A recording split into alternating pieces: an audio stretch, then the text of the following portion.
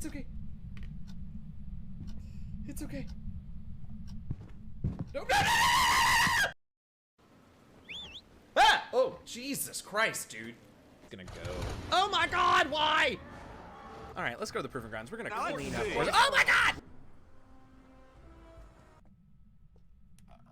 Ah! Ah! Oh, fuck! Oh, ah, I found him! Oh, I found him! Oh, I hate it! I hate it. Ah! Oh, jeez. Shit, that's creepy. Like, oh my God! Onward. And like up or downward, I don't know, we gotta look. Ah! Thanks for stopping by. Ah! Ah! Ah! Ah!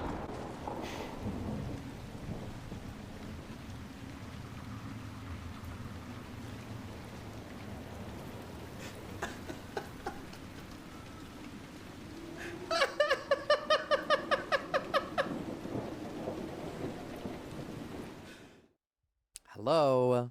Happy Thursday. A little bit later than usual, but we're here. Welcome in. I'm Okenny. I'm DM Jazzy Hands.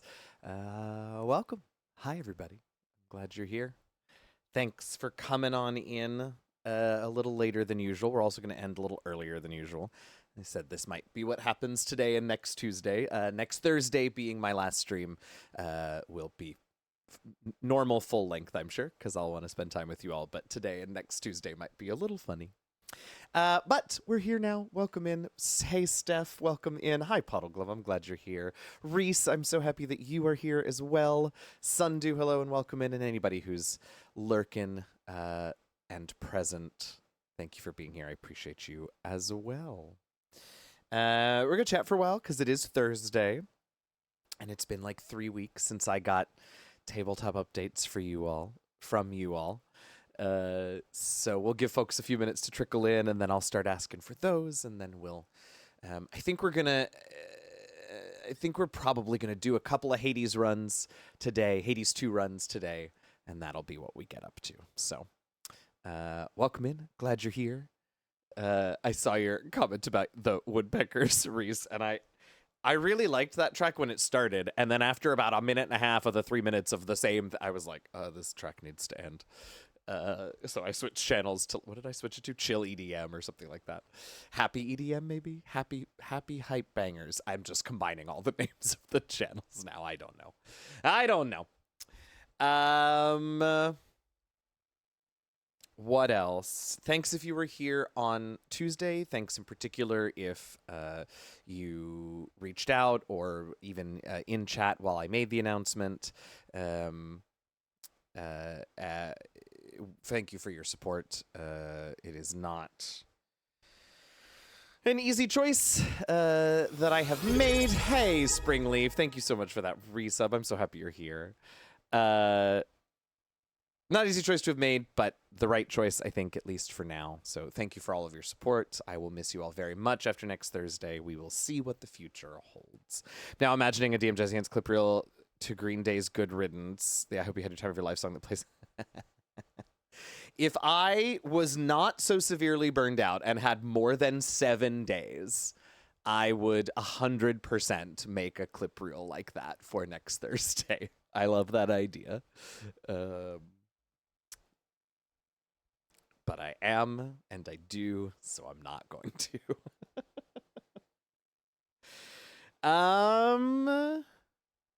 Yeah, what a cute little set of emotes. Wait, are those little, what are they called? Otters? Is that what those are? And one of them has a shell. Ah, they're so cute. I love it. So cute. Well, no sense in waiting if you're here. And because I know, like I said, we have potentially 3 weeks worth of updates. So if you're here and you want to start working on your tabletop update for me, I have missed hearing about your games. I have some stuff to tell you all about my After the Witchlight games. There's a couple of funny moments. But we obviously the first week when I had just gotten COVID and was not sitting up very much. We didn't play that week, and then we did play after that, but it's been a little piecemeal. So I've got some stuff for you all, a few Crumbles shenanigans, and some Hazel shenanigans, but not a ton, to be honest. But I will happily share that with you. Hi, Fair. Welcome. Glad you're here.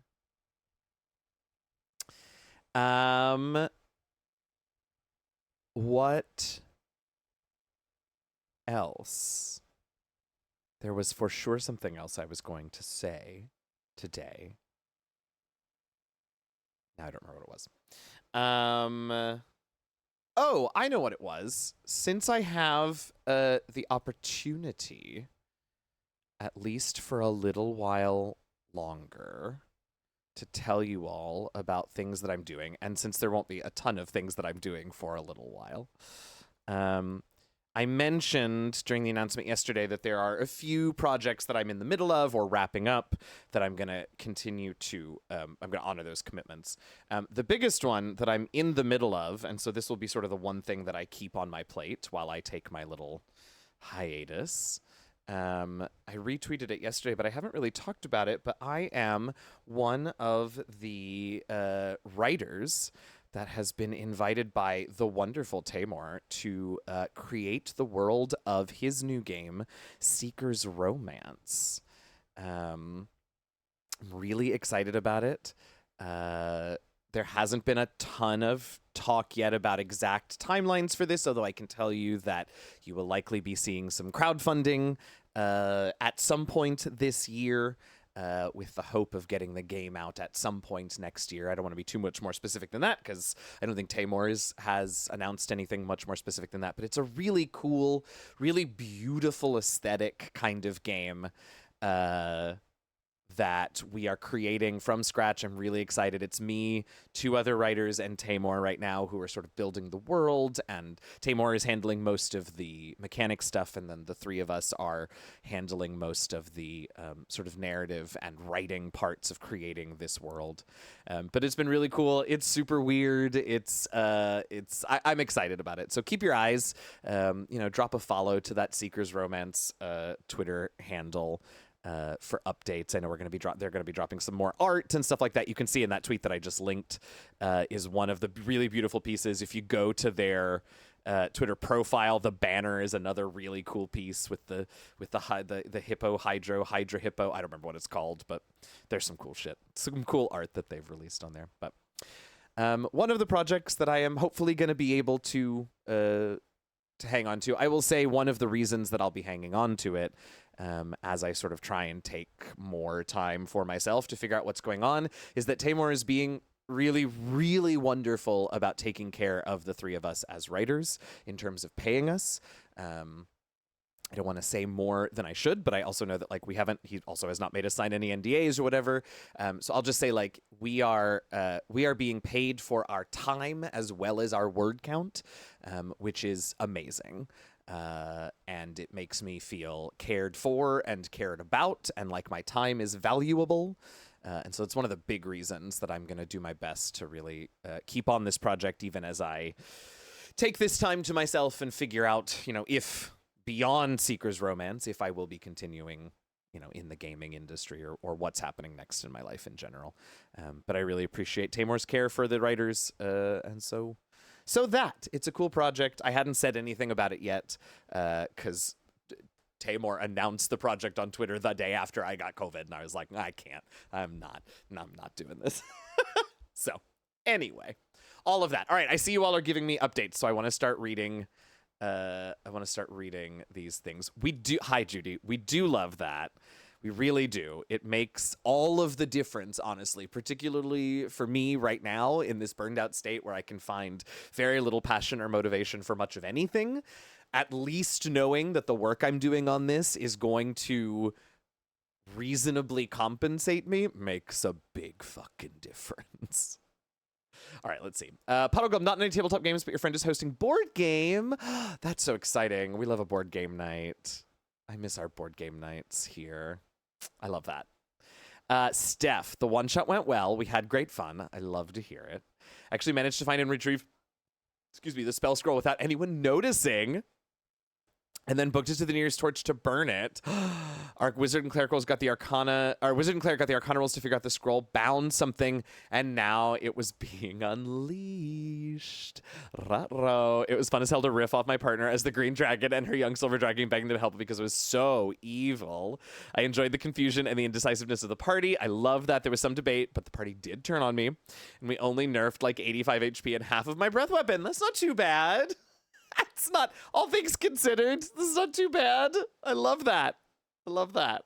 Yes. Oh, I'm so glad it went well. And how fun for you to get to riff off your partner and play the betrayer. And I love that. Sundew. Let's see. D&D news for the Barking Roses. We finished your final battle with the final boss, which was your warlock's mother. I think I kind of maybe remember something about that. Druid Moonstone Dragon used a beholder like an anti-magic flashlight. I hope they stuck it on a stick and just sort of waved it around. A really big stick, I guess. Our ranger managed to charm person, the big bad. Oh, damn. Sazgoth kept getting hit by fear rays, but was immune. Oh, huzzah! Much to the DM's chagrin. Ha ha! Then, as the boy's soul... Then, as the boy's soul was encased in a golem's body, the king and queen's twin showed up out of nowhere, dismissed the golem, freed the soul, and then vanished. Sazgoth was not happy because he thought... because he thought he failed the boy again. Returned home and had to sit down with the king and queen. Excuse me. Could you please stop? Yeah. Kid showed up and told Sazgoth that Jaka, the boy from... the mansion early in the game, is ready for Sazgoth to true resurrect him and become Sazgoth's adopted son. Wait. That's so lovely. Oh. Geez, sounds like a real emotional roller coaster, particularly for Sazgoth recently. Okay. We love to hear it. Reese, Monday Planescape. My spirit's bard is gone. Oh no. Giant Goddess of Pieces was lost to the demon incursion, and the party was trying to escape, but it looked bad. So your bard called Sayanine answered. She became an avatar of Sayanine for a couple of rounds to gather and to give the party time to gather and plane shift. It killed the bard, but it was satisfying to sunburst and nuke the demons. Hell yeah. I love that. Oh, heroic sacrifice, heroic deific sacrifice. I don't know if I've mentioned this series in here before. But if any of you have read the He Who Fights with Monsters lit RPG series, there's a very, later on in like books 10 and 11, there's a very dramatic deific sacrifice that is kind of similar to that, although I don't know. It being a bard makes it so much better. In the books, it's like a warrior who warriors out. I kind of love that it was your bard that became an avatar of Sayanine. Oh, but rip to that bard. Way to go out in a blaze of glory, friend. Oh. Let's see. Fluffy Planescape update. We went to the gate town of Sylvania and kept a cranky Empyrean. You never want to run across a cranky Empyrean. From ruining the party vibes by babysitting them for a while. Love. Partied with the Fae for a while. Excellent. Version 3 of your character. Plus size noble drow paladin. Love, love, love.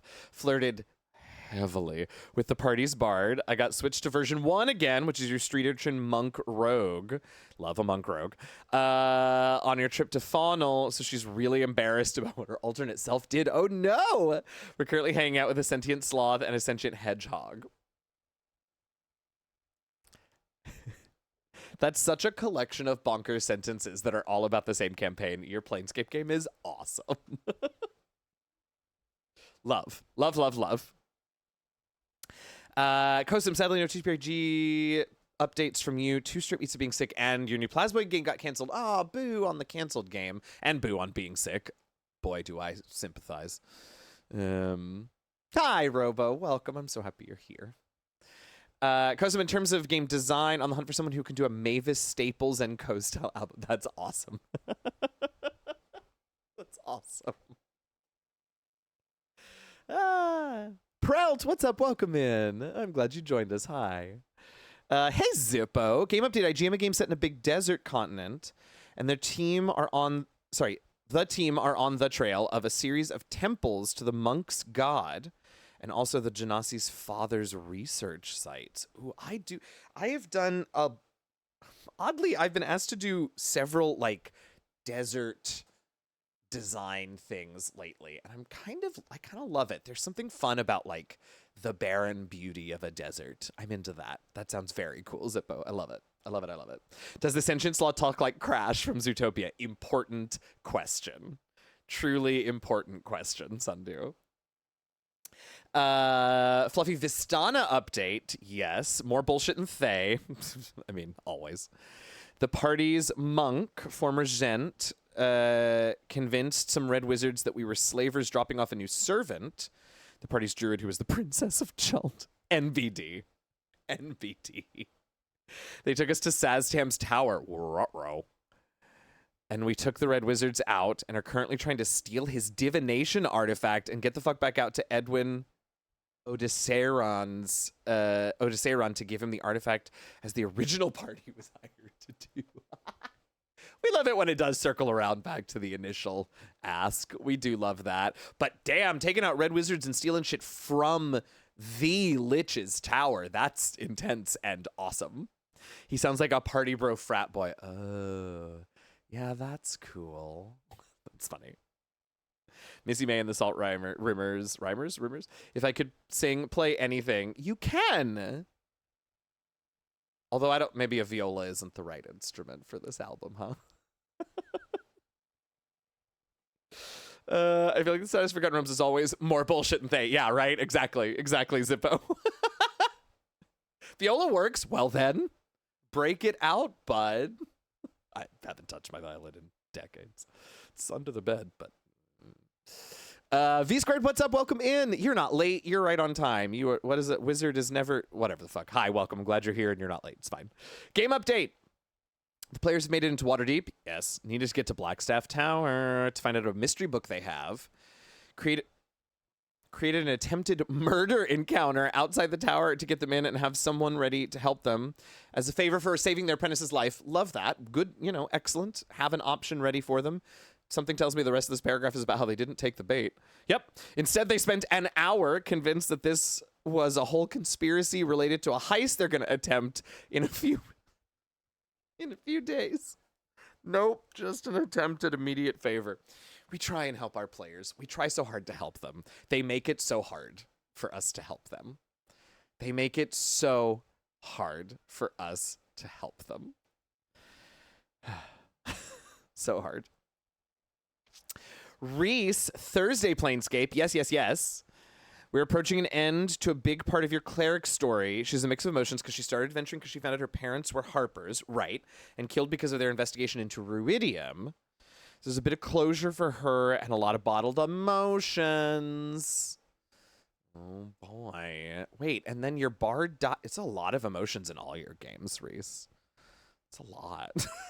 I hope your DMs are taking care of you. Oh, and Monday Planescape introduced Inquisition Cleric of Mystra. Ooh, how interesting. Inquisition Cleric of Mystra. I like. Was inspired by Order of Shooting Stars, immediately got to show off against Red Wizards. Yes. Yes. V Squared, I love them, but they all had their corkboards and red string out. Listen, there's a time and a place, and this isn't it. Isn't it? Damn it. Let me be nice to you for once. Anyway. Fluffy Netherdeep update. Party is traveling through the wastelands, dealt with some annoying combats, as you do in the wastelands. Dealt with curses. I gotta say, I have always kind of wished that curses packed a little more of a punch. But remove curse being a 3rd level spell that's pretty easy to get your hands on if you have the right class. Kind of just makes curses really... useless. I mean, listen, you can homebrew all kinds of ways that they have more bite. But in general, rules as written, I have found curses to be disappointing. So I hope this one, however you all did it, was interesting. Found a caravan stop where they found the other party who got there first because the barbarian managed to get Lumi's character to say where they were going. It's funny. It's funny. Hi, Mermaid Jeans. Welcome in. Thanks for joining us. The wizard convinced the other party to travel with the group, and the rangers already planning ways to murder the other party in their sleep. Jesu. The other group's Barbarian and Lumi's characters shared an awkward kiss. We love an awkward kiss. Consensual awkward kiss. Counterpoint is Ari's time for the conspiracy board. You would say that, Fairbear. Insert Hercules disappointing .give. Same with disease, honestly, in D&D, because lay on hands and lesser restoration. Yeah, agreed. It just feels like a curse is such an narratively is such an interesting has the potential to be such an interesting obstacle or whatever, or a magical disease has such an opportunity to be such an interesting, but they're toothless. They're toothless. I have never done anything wrong at a table ever in my life. I've never tormented a DM. Do we have the footage? Can we roll tape? It's not ready? Okay, just let me know.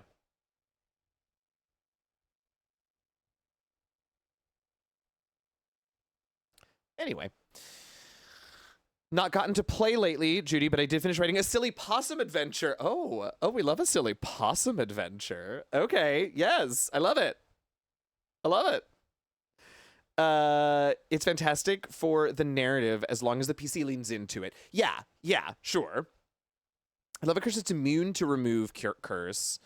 That's just magic mouth that constantly narrates what the character is doing, rendering stealth impossible. That's hilarious. My question, though, then, Sundu, is who's doing the narrating? Is it on the DM? Is it on the player? I don't know what the right answer is. Interesting. I like it. Cosm, I literally started building my entire TBRG based on the fact that non-magical disease is basically impossible in 5e. Yeah, right. Zippo, potential solution for the curse problem. Remove curse only allows you to break weaker curses and suppresses greater curses from a hag or an archfey. I've done cursed items that are like that. That's a great idea. And I've done items that like, or I think it maybe suppressed part of a curse or something like that. Yeah, that it's not a complete fix, that spell. I will say, like, depending on your table, that is received better or worse. You know, expectations should be managed with your players, blah, blah, blah, all that stuff that you all know because you're good collaborative players and DMs. But, like, that's my disclaimer, right? Is that, like, manage expectations there because, as I said, like, rules as written, they're totally toothless because I don't think there's any limitation like that on the spell description itself. So I love the idea. Absolutely use it in your world. I have. Just, you know, manage those expectations. But yeah, for sure, 100% Zippo.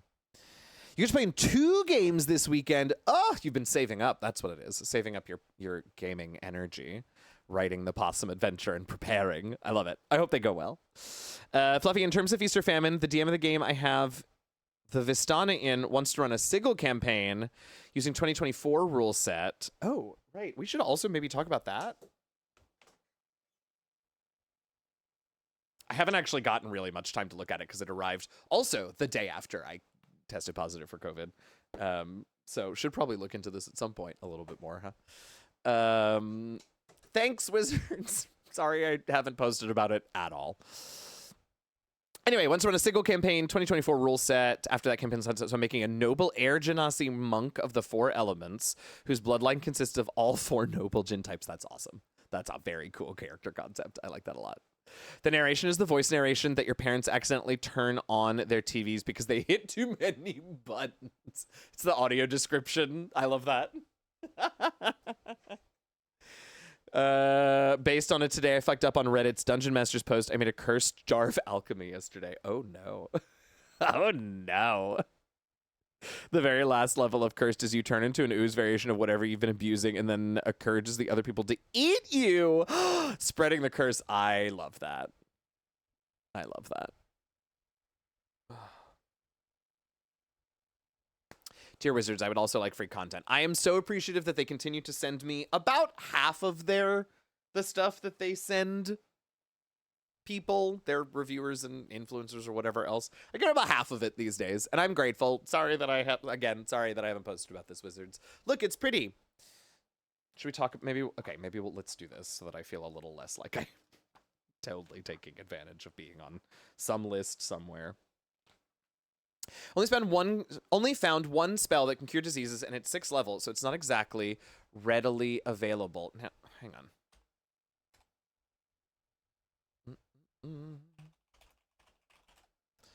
because I believe... Yeah, lesser restoration cures disease, as does lay on hands. Heal is certainly a big move to cure, I think, all diseases that are affecting the target, right? So lesser restoration is limited to just a disease. Let me read the exact wording. Touch a creature and can end either one disease or one of condition. So yeah, you would have to do a couple of castings if there were other conditions or diseases or stuff. I'm trying to be an influencer. Don't kill my vibe. Yeah, okay. I like most of the updates to the character classes, but I have issues with the backgrounds update. I feel like it takes the species stat boost issue and now makes it a stat boost issue at the background, since each background has 3 specific ability scores. And the only ones you can boost at character gen. I also feel like everyone's going to make a merchant because they get lucky as a starting feat. Oh, dear.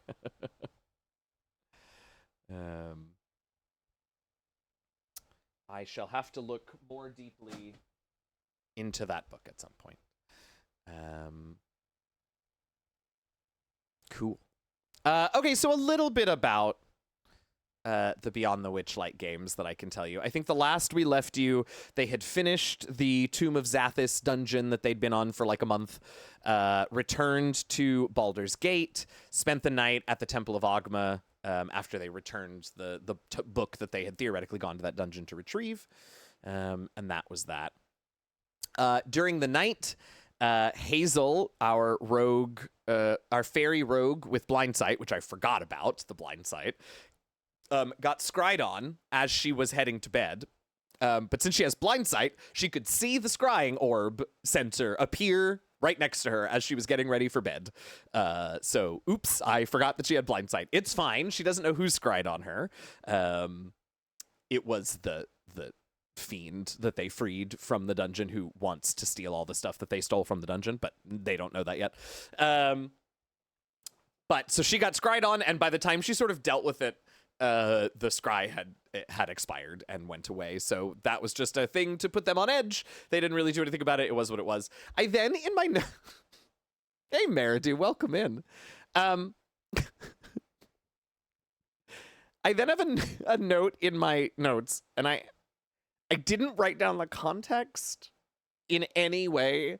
It's just a Crumbles quote that says, "Just imagine you're walking around with a bleeding Muppet."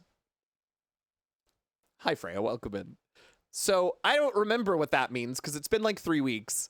But apparently that was the thing that was said. So cool. I don't know.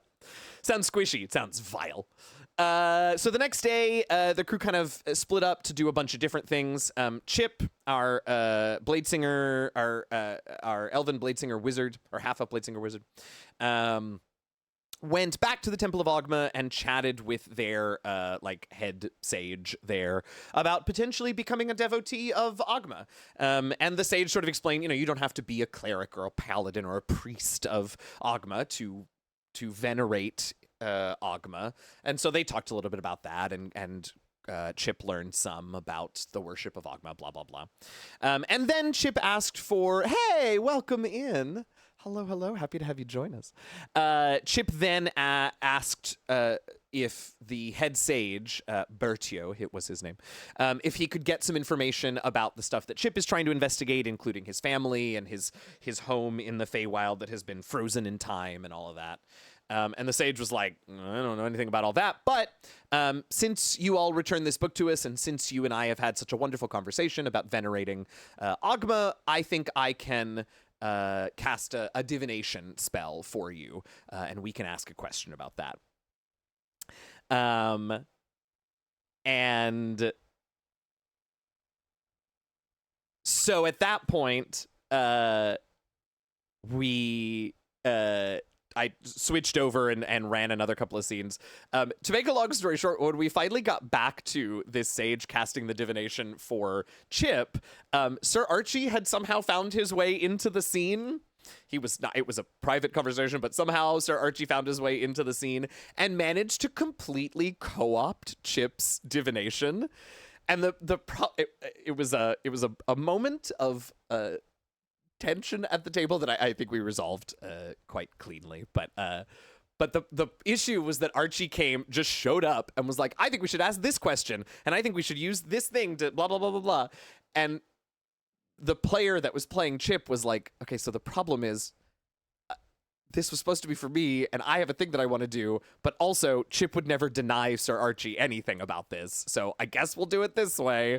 And I checked in with the player, and it was what it was, and it was fine. And but so then I, who had been thinking I knew what was going to be asked of the divination spell this whole time, was like, okay, we should take a break now, because I have to rewrite a cryptic poem to answer the new question that I was not at all expecting, because it's not Archie's fucking question. So that was fun. What else happened? At one point, Crumbles was trying to prove Cookie's divine power to a priest of Denier that he met on the street, and tried to turn Archie to stone. That's fine. Oh, right. Okay, so then the last... Okay, this is kind of fun. The last thing that Crumbles does for the day is... Crumbles decides to go to the Baldur's Mouth offices, the offices of the newspaper in Baldur's Gate, and put 2 ads in the Baldur's Mouth. One ad is because Cookie is looking for tuning forks that have been attuned to different planes, because the party has access to plane shift, and I guess Crumbles wants to go plane hopping or something. So that was one ad. But the second ad was, hey, come by the alley next to Auntie Annie's bakery in the lower city tomorrow at any point between whatever and whatever, and we're offering free healing. Okay, this is fine. Odds are they're going to be very busy tomorrow, but like, it's fine. You want to get the word out. You're trying to spread the word of Cookie so that she gets worshipers. It's the whole thing, right? Okay, fine, great. We've talked about this. So Crumbles and Chip and Archie go back to the Blushing Mermaid, where inexplicably they have rooms. They turn in for the night, and that's that. And then Hazel heads out, because Hazel has a secret meeting with a representative of the guild, which is like the Thieves Guild in Baldur's Gate, to potentially talk about working with them. Probably not joining them, because the party doesn't plan to stay in Baldur's Gate for more than another 10 days at most, but to work for them and work alongside them or whatever while they're in town. So she gets to the meeting, and the representative is like, cool, hi. So let me tell you a little bit about the guild and the way that the operation works and that. And so they talk a little about that. And then the contact goes, okay, now I had a whole thing planned to talk to you about like the jobs that we're going to ask, that we might ask you to do while you're here, and what you can get for it, and what kind of deal we can make. And then I found out from a contact who works at the Baldur's Mouth that you all are going to be doing more of that free healing bullshit. And I have to tell you, Nine Fingers Keen, head of the guild here in Baldur's Gate, not a big fan of Goody Two-Shoes adventures fucking with the status quo here in Baldur's Gate. And so she was basically like, you need to, you've been operating in a different Kingpin's territory without that Kingpin's permission with this free healing clinic, and so that Kingpin's pissed. And 2, Nine Fingers is going to be pissed if you all keep healing people for free and being Goody Two-Shoes, because she's pissed at adventurers for like vigilanteing her organization. So you got 2 options. Option number 1, y'all can get the fuck out of Baldur's Gate tonight, and we'll wish you the best of luck. Option number 2, you can stay, but you can tell your friends that under no uncertain circumstances are they allowed to ever provide free healing in this city ever again. Or option number 3, which is the same as option number 2, but you can get 1 more day of free healing, like the ad that you put in the Baldur's Gate, or the Baldur's Mouth said you would, but you have to pay off the Kingpin that like is in charge of the territory where your little clinic is, like a lot of money, but if you pay them off, you can have 1 more day of it. And so Hazel was like, well, we put the ad in, and I guess, I don't want to tell Crumbles that she can't heal anymore. So I guess I'll pay off.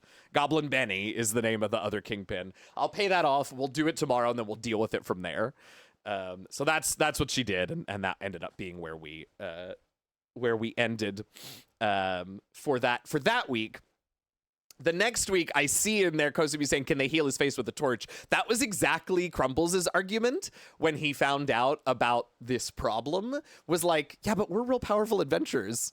Can't we? Why do we have to do what the guild tells us? How about fuck the guild?" So they have not decided how they're going to deal with that, but your suggestion has been thought of by members of the party, Kosum. All right, let's see. Was there anything else from this past week? This past week was also a lot of like admin stuff. They like sold and bought a bunch of stuff and blah blah blah. So there wasn't a ton of particularly interesting stuff. It is a risky thing, but not an impossible thing at their level. They're 14th level at this point. So okay, wait. Let me see what I have missed chunks of chat. So let's see what I've missed, and then we are gonna play some Hades today. Sounds squishy. I love no context in your own notes. Yep, me too. Given the potential that Muppets 3D is going away, I saw that a very macabre image from that quote. Yeah, I heard that might happen. I love Muppets 3D, man. Has the end of next week to decide if they want to keep it. Oh, I didn't know that was that soon. I did love Muppet Vision too.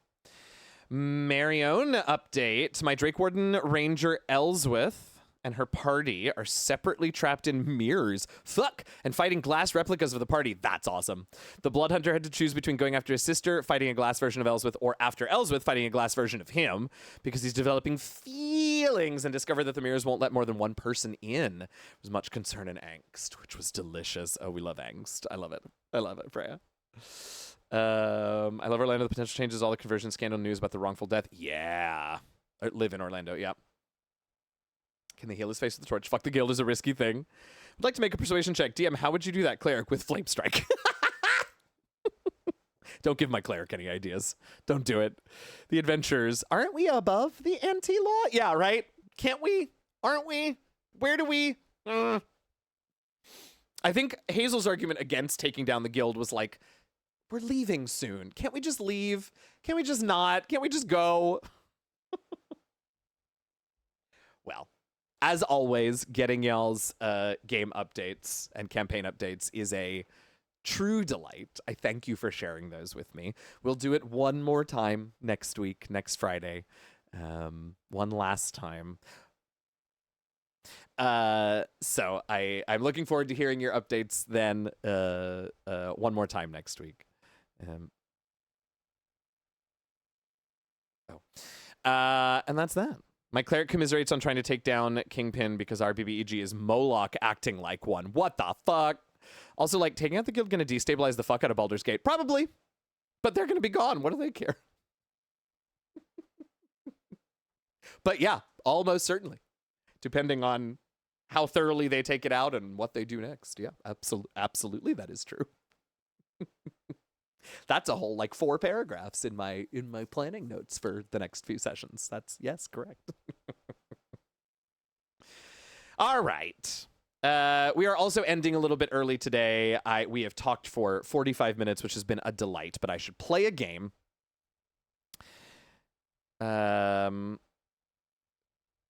Oh, Mur, we weren't here. Actually, there's several of you all here who weren't here on Tuesday. So I should say again, an announcement that I made during stream on Tuesday. Next Thursday is going to be my last stream. I'm not going to do I have a highlight where I explained it all in my VODs if you would like to go watch the whole like 6-minute ordeal. But I'll just say I have not been doing very well lately. I'm extremely burned out. I don't really know sort of where my career is heading. I love game design. I love streaming, but I loved theater too. And none of those things are providing me with any sort of security or stability, particularly financially, because we live in a capitalist hellscape where a creative person, it is very difficult, if not impossible, for a creative person to survive in any sort of security and comfort on their creativity alone. And that sucks, and I need to address it because I'm not doing well.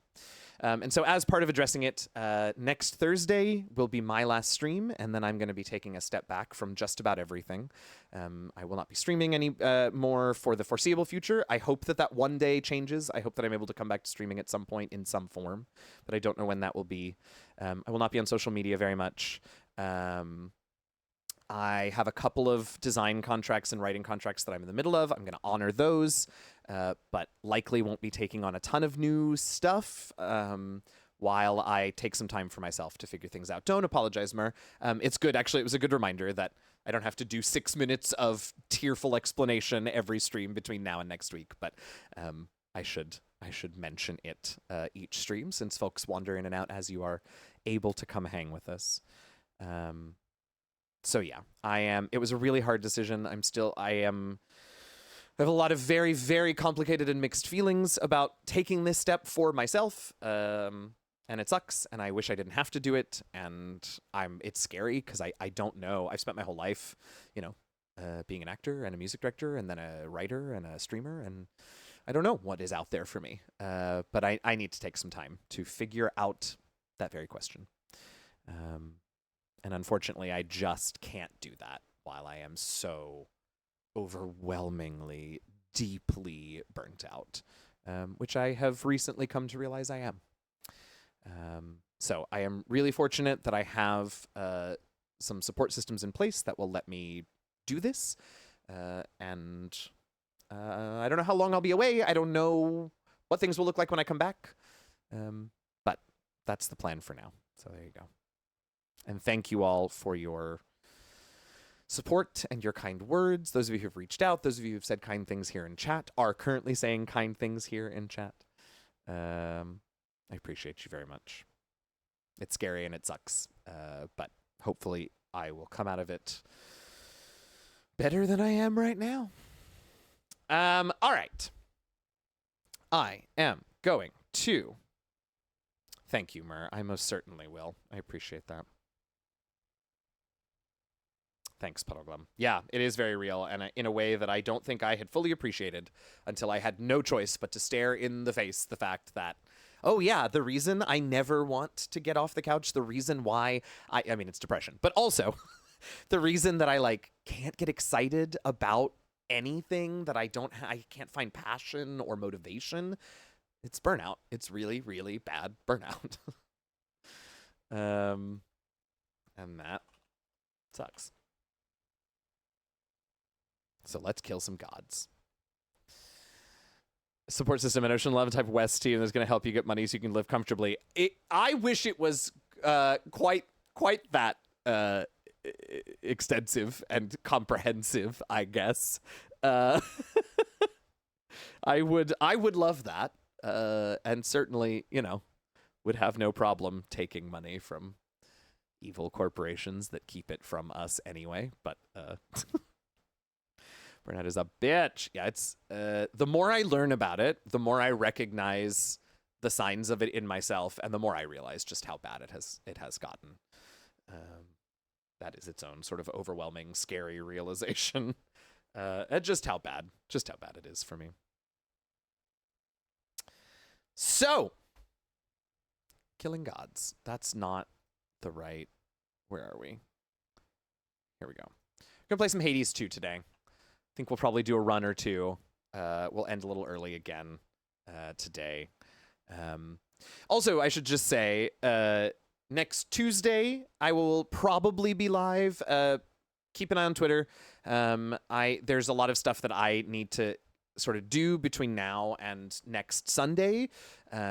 We had a very brief trip planned to go visit my parents at the end of the month, and so I'm going to take that and then sort of roll that into this little sabbatical hiatus, whatever we're calling it. But there's stuff I need to do in preparation for that. So next Tuesday, keep an eye on Twitter.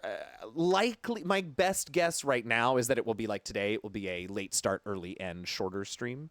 But then next Thursday, because that will be my last stream, it will be full length, 2 o'clock to 6 o'clock Eastern. We will hang out. We will have a good time. It will be chill. And then I will say, see you later. All right. Where are my things? Yes, thank you. And if any, I know there's some folks, Fluffy and Mermaid Jeans, I know you all are avoiding spoilers for this. So thank you for hanging out. Thank you for being here to chat and hang out for the first part of stream. And I understand if you got to bounce, no problem. I fully feel how bad burnout can be. All I can say, yeah, it's scary. It's scary, and I don't mean to. I guess this is just kind of how it's going to be because I am leaving because of it, and it's a big part. And I have always maybe overshared with you all, but it's really scary. It is. All of the signs and symptoms of it are so much the antithesis of who I have always been, right? I have always thought of myself as an energetic, motivated, ambitious workaholic, and so. Just falling into this spiral of like not having any of that, not having energy or motivation or desire or drive is really fucking scary, I have to say, on top of everything else. I feel that especially with questioning the career path. Yeah, that on top of it is a huge thing. I don't know what I'm going to do. I know I can't continue to just freelance. It has taken a toll on my mental health. You know, when I was in my 20s and freelancing and making jobs, getting acting gigs, you know, three to five times a year, that was fun and exciting, and it's not anymore. It is exhausting to not know month to month where my bills money is going to come from, and having to cobble it together, and on my downtime and my off time, not ever having downtime and off time because that time has to be spent worrying about or thinking about or planning where I'm going to get the next gig from. I can't do it anymore. In the middle of some autistic neurodivergent burnout myself, and it is no joke. I'm sorry to hear that, Puddle Glum. I hope that you're able to recover from that. It's scary when you see you've turned into someone you don't recognize and not knowing how to fix it. Yes, exactly that. Exactly that, Judy. Thank you for it. It's nice to know that, you know, it's not, I'm not completely alone in this, and you all have been such a gift to remind me of that. In the process of realizing some of my issue is maybe I'm autistic, still working through that. I hope that you can, and you find answers, and you're able to process that however you need to, Reese. As someone who took their useless but wonderful and beloved medieval studies degree and turned the skills into a technical writing job that maybe doesn't spark joy, but at least doesn't suck my soul, I wish you all the best, and I hope you find something that gives you fulfillment. It allows you not to worry about other things. That is the dream, Freya, is exactly that. Is to find something that I can parlay my skills into, that I can convince to hire me because my resume is a challenge for more traditional jobs. And for it just to not suck my soul.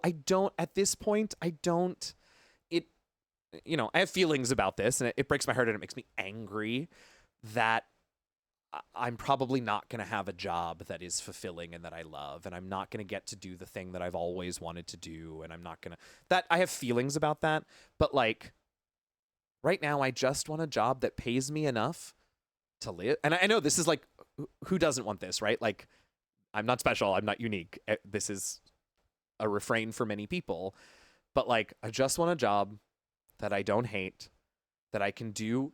I'll do it 40 hours a week, but then let me leave it there. Let it support my life and let me have time to just live. And it is beyond reprehensible that this world, this country in particular, the United States in particular, but certainly all over the world, has made that such an impossibility for so many people. It's horrendous. And I talk to my therapist a lot about like how I have a lot of simmering, latent anger that the things that I want are so reasonable, are so normal and not outrageous and not big asks, and yet they are, if not impossible, nearly so. And that makes me so angry all the time. One of the biggest reasons I haven't sought out another teaching job after losing the one I had 5 years ago is the never having downtime thing. I felt I could spend literally every waking moment doing things for my classroom and it wouldn't be enough. Exactly that. I spent my whole career doing basically that, right? Trying to always be on top of it, trying to always do more in the projects that I have, in the search for more projects, because you always have to be doing something to be enough, and it's never enough. And I don't want to live like that anymore. I feel that so deeply, Puddleglum. Simply existing in late-stage capitalism, exhausting and soul-draining. We just have to do what we have to do. And that's the thing, is I don't know what to do anymore. I just don't know what to do. It's all come crashing down, at least in my life, so very quickly in the last 4 years. and I don't know what to do. I have always thought that I would be in theater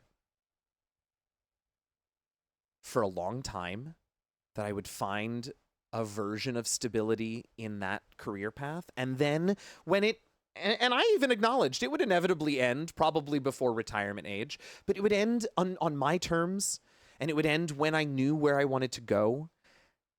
And 2020 and the pandemic happened and just smashed all of that to pieces. I was forced out of the only thing I'd ever wanted to do, with no other plan and no awareness of what I want to do, can do.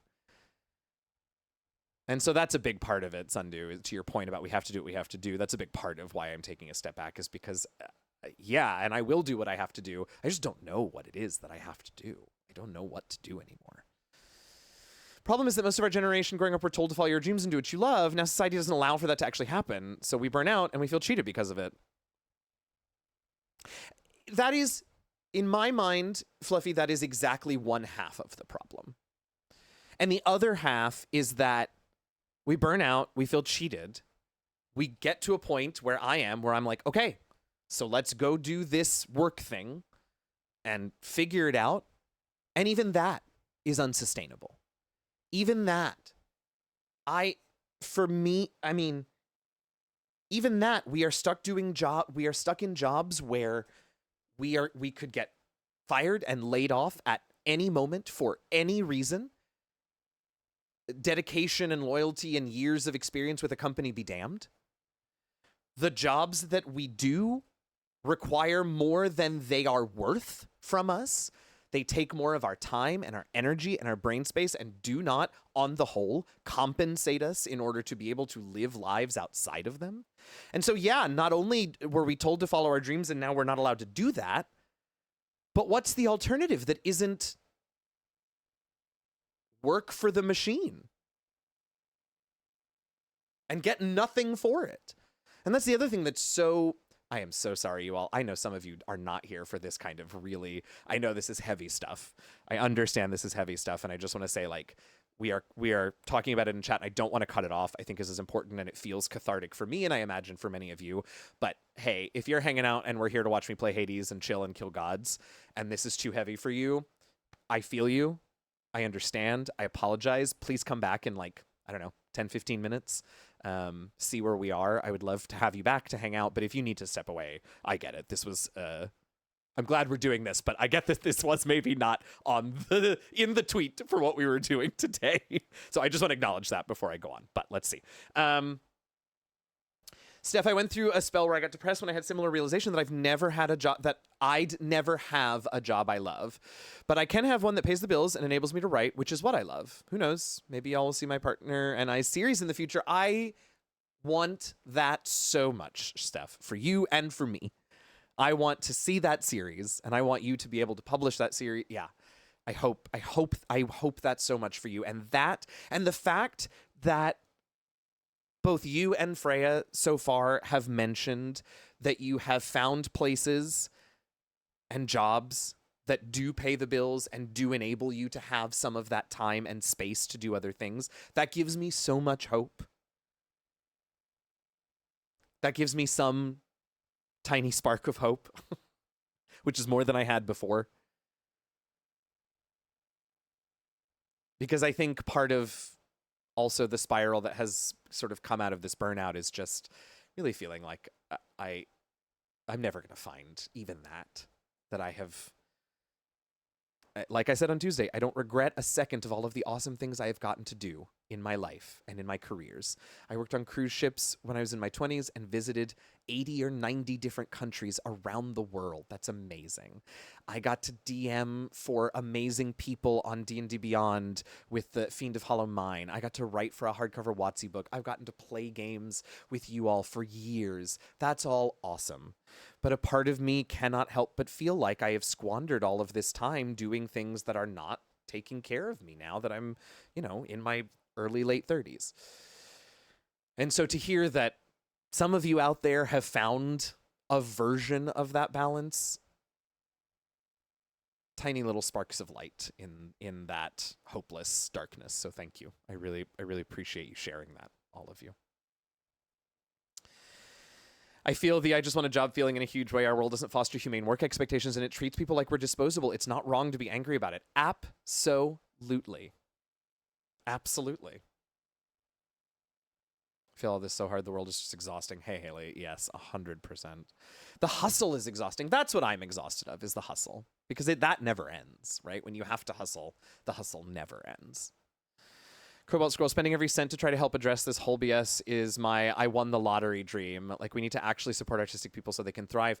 And that's the thing, is like, at this point, it requires, and it sucks because there is no mechanism for, and when I say, let's say artistic people and creatives, right? Not creators, but creatives, right? There is no mechanism for us to have that support unless we do things like this and then rely on individuals like all of you who, based on this conversation, are in very similar circumstances. But there is no systemic organizational support system for us to be able to be creative. And so we have to sit here praying and hoping that somebody's going to, like you, Cobalt Squirrel, is going to win the lottery and fix it with an enormous amount of money that we otherwise just have no access to. And that is such a hopeless situation. Fair, we burn out, we feel cheated, and then we spend most of our time working to live lives that we can barely afford even the basics for. And I don't want to do that. I just refuse. Maybe that's part of the problem. And maybe that's what this time away will teach me, is that I have to stop refusing. But I just feel so strongly that I refuse to do that. What a waste of my time on this earth. 100% I still have layoffs PTSD from my first industry job back in 2011. I think that's, man, I ranted for a while because I think that's back when I said that, you know, we get these jobs with no hope of actual security in the job. We can get laid off at any moment for any reason. Because weirdly, I followed what I love into a job that paid, but it was brutal on my soul, 60 hours a week minimum for minimal pay in contrast to others. Part of my anger is that there's no healthy path, even when you take the financially correct one. I could shell out, not shell out because I don't have it, but I could put myself back into enormous debt and go back to school, and even at this advanced stage, no, I just mean I'm not like in my 20s anymore, right? Do the things required to find myself in a lucrative career, but I would spend every moment on it to make money that I wouldn't have time or space to spend and enjoy. Fuck that. Fuck that. At this point, if I find a group of people who are willing to take a big chance, start a business, I'm going to go there instead of let the C-suite dictate my universe. Good for you. I hope. Yeah. Rooting for you. V squared, I spent 6 years in a pair of soul-sucking jobs at a soul-sucking company. I changed jobs companies 2 years ago to something significantly more stable. But it wasn't until last year that I had a whole burnout breakdown because I was still trying to match my previous unsustainable pace. Fortunately, my manager was incredibly understanding, so I've been able to recover somewhat. Some steps coming up in the next month will definitely help the recovery, but eat the rich, yo. Amen to that. I'm so glad that you are finding recovery, that you found a more stable space. I'm sorry that it is taking all this time for you to really feel like you can stop and recover, but I'm glad to hear that you're taking steps. Truly. I'm failing on the creative side of this right now, but that is a lot of the requirements I set for myself, both taking the job I have and setting boundaries with it, were in hopes that I could actually do creative stuff on the side. And it will take time. That's the other thing, is I like to imagine that this little break I'm taking is going to be quick and I will feel better and then let's get back to it. But I don't know. Burnout's scary, y'all, and it can take a long time. And we have to, like, when we get to a point and are able to find the space to recover from it, like, we have to give ourselves that space and time. Otherwise, you know, it's not going to change. I have a job that pays the bills, and more importantly for me, it's a job. It is not a career. Is it a necessity, but not my life? That's another thing that's very hard for me because I've never had a job. I have always had careers. And theater in particular, I mentioned this on Tuesday, but I'm really, really fortunate to have a wonderful, amazing therapist who happens to have previously been a dancer on Broadway, and changed careers, you know, a while ago. And so her perspective and being able to talk to her as someone who understands the intricacies of this has been such a gift. But we talk a lot about how, as theater professionals, every part of our lives is done for or in reaction to our careers. We use our bodies and our voices. We are looked at. Our appearance is an enormous part of the product that we sell as actors. Our voices, our health, our fitness, and then our free time, everything. Every meal I ever ate in some small way was a part of a plan to be on Broadway. Every dance class I went to, every class I took in college, but also every movie I ever went to, every TV show I ever watched, every show I ever saw, every concert I ever saw, all of that was in some way, at least, research for my career, staying up on artistic trends of the moment, seeing what other performers are doing so that I can model myself in a way that will get me hired. Every single aspect of my life in theater, of my life while I was in theater, was about theater. And so being here in this place now and wanting to find exactly what you said, Fair, a job, not a career, not my life, even just that is a concept that even now I have a hard time really fully understanding and wrapping my mind around, because I've never known that, ever. Ever, ever, ever. And it's scary. It's terrifying. Puddleglum, if you need any more encouragement, I've also landed a job that, while I don't love, pays the bills and leaves me with enough energy to do other things. At this point, that's all I want. I feel this so hard. This has been my work life since 2012. It's not worth making my existence about. Ugh. For whatever it's worth, you're the reason I got into non-D&D TRPGs and how I became... And that's the other thing. Shit. Thank you, Robo. It is worth so much, because that's the other thing. And I said this to Sam the other day, that's another thing that makes me so angry, is that I love performing, I love creating, I love music and theater and games and the stories that we tell in these games. Oh, hi, Adriana. Welcome in, Raiders. Thank you so much for being here. I'm Eugenio. I'm DM Jazzy Hands. I am very, very grateful that you all have come to visit us. I do want to let you all know that we are having a bit of a big life in the universe conversation. So I'm very happy that you all are here. Thank you so much for hanging out and for stopping by. Adriana, I hope your stream went well. We are talking about living and being a creative in the world in late stage capitalism. So a bit of a heavy topic today. I do apologize if that's not what you were hoping for on your way over here. But if you are willing and up for it, we would love to have you join us and hang out for the discussion. There is a good chance that I will do at least one Hades 2 run before we oh, and I changed the shit. I'm so sorry. I probably lured you all here because the category said Hades, which I changed about 5-10 minutes ago when I thought we were going to start playing, and then we started another conversation. I apologize for that, you all. But thank you for being here. Please feel free to join in the conversation if you feel up for it. What was I saying? Robo, thank you for that. I really appreciate that. It means the world.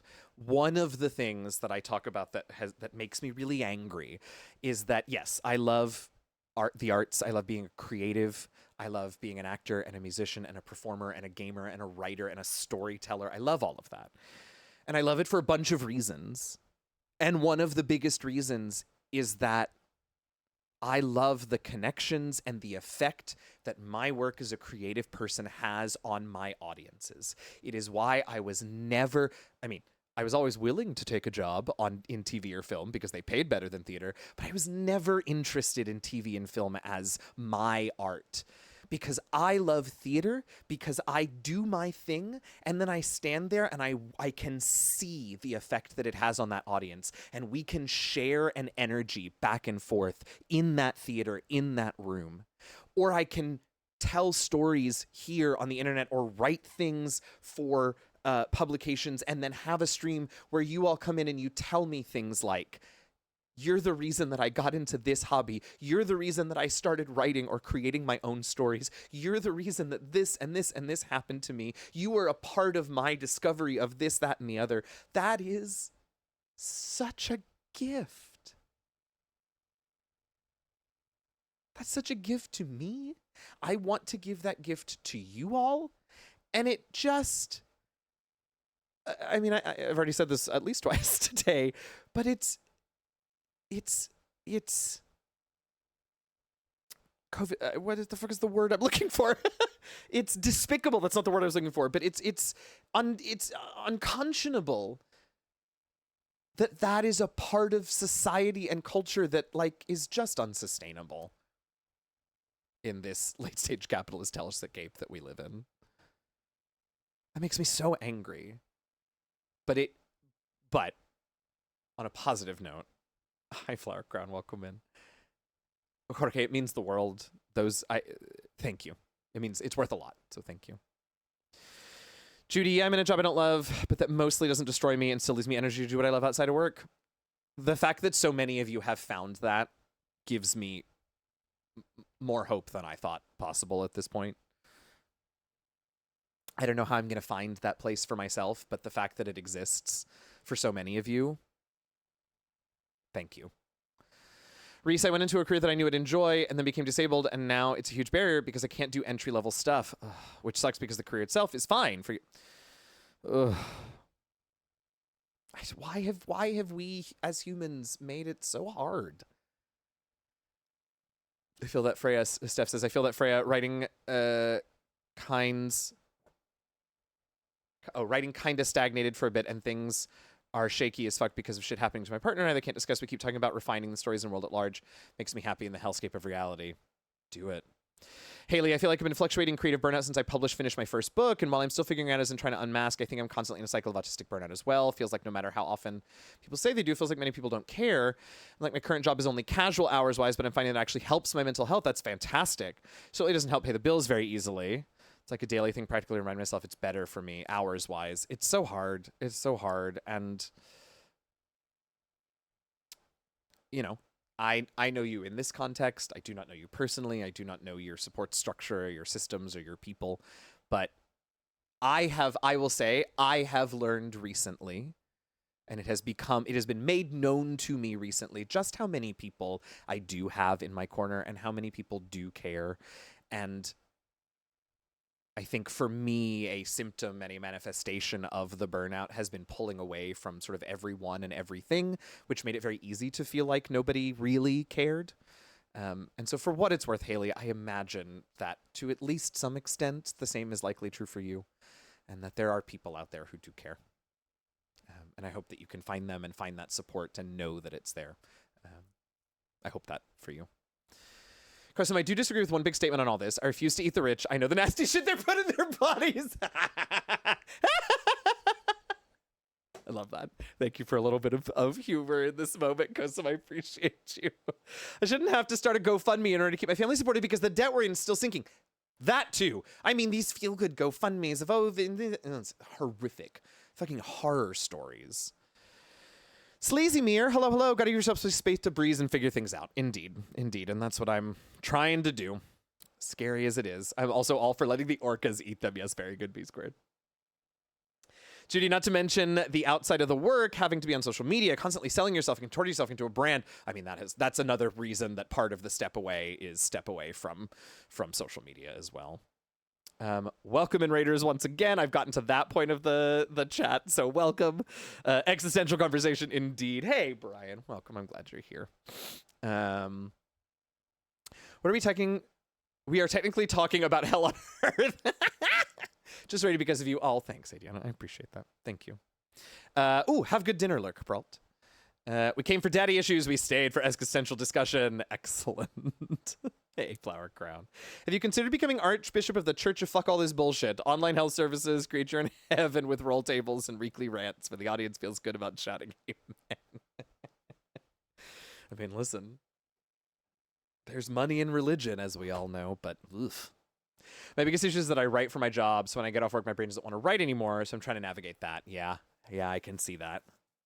Arts, creativity, true leisure, none of it is valued properly. Exactly right, Puddleglum. At some point, we as a society got to reckon with the question of what is all that GDP, all that money, all these earnings, what is it for? Exactly that. That's the most, maybe perhaps the most existential of all of this conversation, right? But it's something that I have really been struggling with, because when I, stripped away of the dreams that I once had, right, of being a Broadway star or whatever, right, of working for,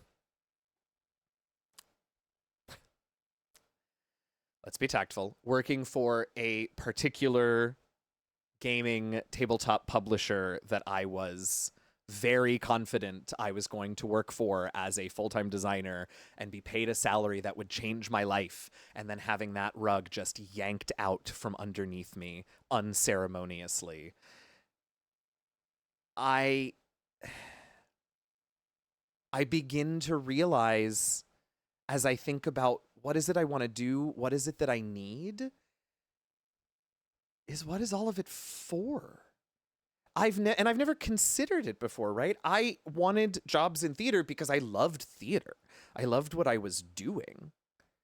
But I have grown up a lot, right? Like a little bit of that is late stage capitalist hellscape. A little bit of that, I am more than happy to admit, right, is a little bit of naivete and childhood dreaming, right? And I acknowledge that, sure. But now that sort of a lot of those illusions have been stripped away, now that, the peak behind the curtain is, you can't take it back. What do I want? I just want to enjoy my life. And if that means I have to work, then I have to work. But I don't want to work as my life. Anyway. Sleesmere, I think the awful thing is late-stage capitalism pressure forces us to take on ventures that provide capitalists with value rather than things that fill the soul. Exactly. That's becoming true in so many creative fields, and AI doesn't help either. 1,000%. Everything, and and again, like, how many times a week does my therapist say some version of this, right? We are so conditioned to understand our value and the value of our lives as being mapped to our productivity, our work. And I just refuse to think about my life that way anymore. And like I said earlier today, like, maybe that refusal is going to go away because it has to during my little get my shit together break. But like right now in this moment, I refuse to think about my life in that way. I don't know how to live a life where I am able to experience and enjoy and value the things that I value and work to support that in a way that doesn't ruin everything. I don't know how to do that, but it feels important to at least try to figure it out. Haley, I guess part of the problem with any type of burnout is the instinct to pull away from whatever support you know because you don't want to drag others down with you. 100%. 100,000%. And some people may agree with that, right? May agree with the, I can't right now. I am not in a place where I can support you. I cannot take on your pain in addition to mine right now. Yeah, that's reasonable and fair and possible. But I have found in the last couple of weeks that it is perhaps less true than our burnt out, anxious, depressed brains tell us. Perhaps less often true. Perhaps there are more people out there who care for us and have some space to support us and lift us up when we need it. Sundu, sobriety. Society should not be supported by GoFundMe. However, till then, we must protect our peace and vote and advocate for redistribution of wealth. We're all in this together. True enemies in the 1%. Amen to all of that. All of it. Flat Crown, I've been reading Digital Minimalism by Cal Newport, and he brings up the topic that humans need solitude. Not so much physical hermit-style solitude, but a solitude of the mind free from external input. He discusses our need to be bored, to let our minds breathe, and focus on what we truly value. There was a particular part on how our lives are further designed in a boardroom by tech conglomerates that design everything to steal our attention and keep us focused on a screen all day, every day, because it makes them more money. Super interesting read, and I'm only halfway through. He leans a lot on Thoreau and even brings up Nietzsche. Fascinating. Might have to check the book out. Actually, I'm going to write it down. Yeah, and it is... What is it? Digital minimalism.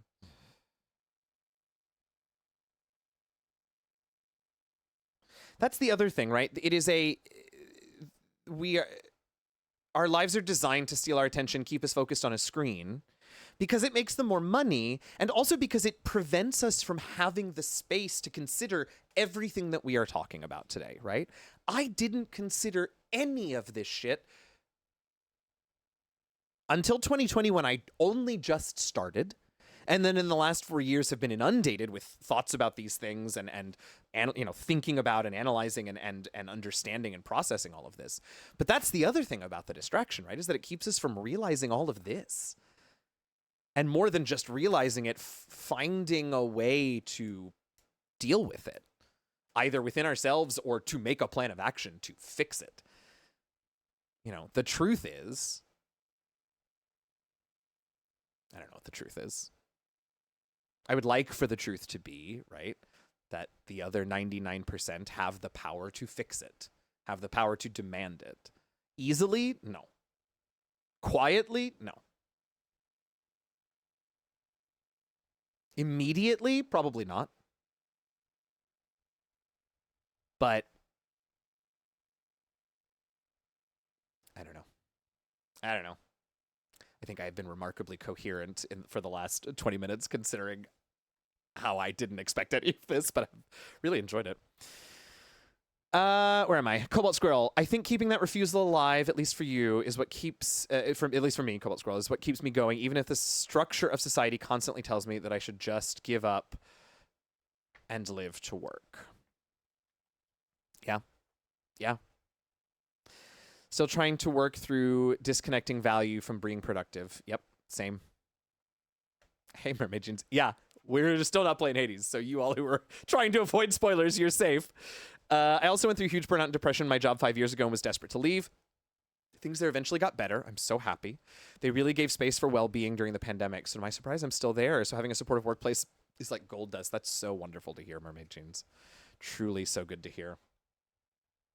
Shouldn't have to rely on GoFundMe so people can pay medical bills. We shouldn't have to rely on Habitat for Humanity to build affordable housing. It's hard to keep up any hope of society being any different, but without hope, there's nothing's going to change.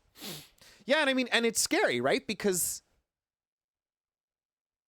I don't know about the rest of you, but like sometimes I fear what feels like the inevitable collapse of society. And sometimes I find myself looking forward to it. I will be honest. And that's scary as shit, man. There is nothing good about the collapse of society. Nothing about that is going to be good or easy or anything in the part of it that we will all have to experience. And yet, exactly to your point, Puddle Glove, what a hell we live in right now. Hope for some kind of change. Hello, Taru. As someone who's quit more than one job because I was miserable, know that you aren't alone, and that when the right thing comes along, you will know. Is my current job perfect? Heck no. But it fills my soul and gives me money to do a few fun things. The important thing is to take care of you. And that's what I'm trying to do, what I'm trying to find. And it just feels so overwhelming, and I despair of ever finding that job that does all of that. It feels like such a unicorn.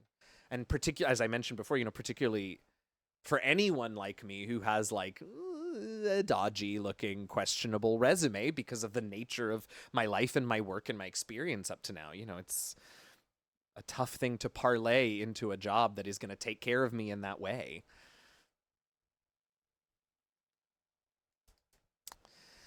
Also, there's Haley, one streamer I follow. One of the things he starts every stream with is paraphrasing. If you're feeling some type of way to talk to someone, be it a friend, family member, or if you're feeling some type of way, talk to someone. Here we go. Be it a friend, family member, or therapist. Nothing good ever came from not talking about mental health. That's something I keep trying to remember every day. I know I'm bad about talking about shit before it makes me blow up. Yeah, it's funny. I agree with that entirely. I have a funny balance of that. I sometimes, like maybe today during stream, have a habit of just like oversharing because I process verbally, right? I process by getting it out in the universe and hearing it and thinking about it. The number of afternoons and evenings I've spent pacing my apartment and just talking to the ether, usually when Sam's not here, so I don't subject him to it, right? To just like figure out shit. I don't know. So yeah, that absolutely. V squared, I'm left alone with my thoughts far too much. Having found online spaces like this one, it made me realize I'm not the only one who thinks like this. The feeling is mutual and enormously helpful. So I'm glad to hear that, V squared. Or Bohemian, I definitely hoped, and maybe that was naive, that this period of time, the pandemic we went through, that we saw so many talented people getting into a new or pivoting to a different creative field would last, and seeing it all sort of crumble now is a lot. Yep. That's the other thing too. I remember all kinds of conversations in 2020 and 2021 about how hopeful things felt in general. You know, that people were waking up to things and realizing things and finding value in things that have value instead of things that we're told have value. And things felt so possible. And I think that was why I have spent 4 years not ever really fully processing and addressing the loss of my theater career, because I found this other amazing thing and it felt hopeful. And I'm glad you put that into words, Brian. I appreciate it, because yeah, it is crumbling. And so many of us, I don't know, put a lot of stake in that hope. It's a lot. It's a lot to see what's happening now. Flower Crown, funny enough, he also brings up a great way to gain that mental solitude is to go on a walk. Not short exercise walk, but a long, meandering wander through without your phone or headphones or anything to distract yourself. I found it interesting that you brought that up, because I draw a direct correlation of America's distinct lack of walkability.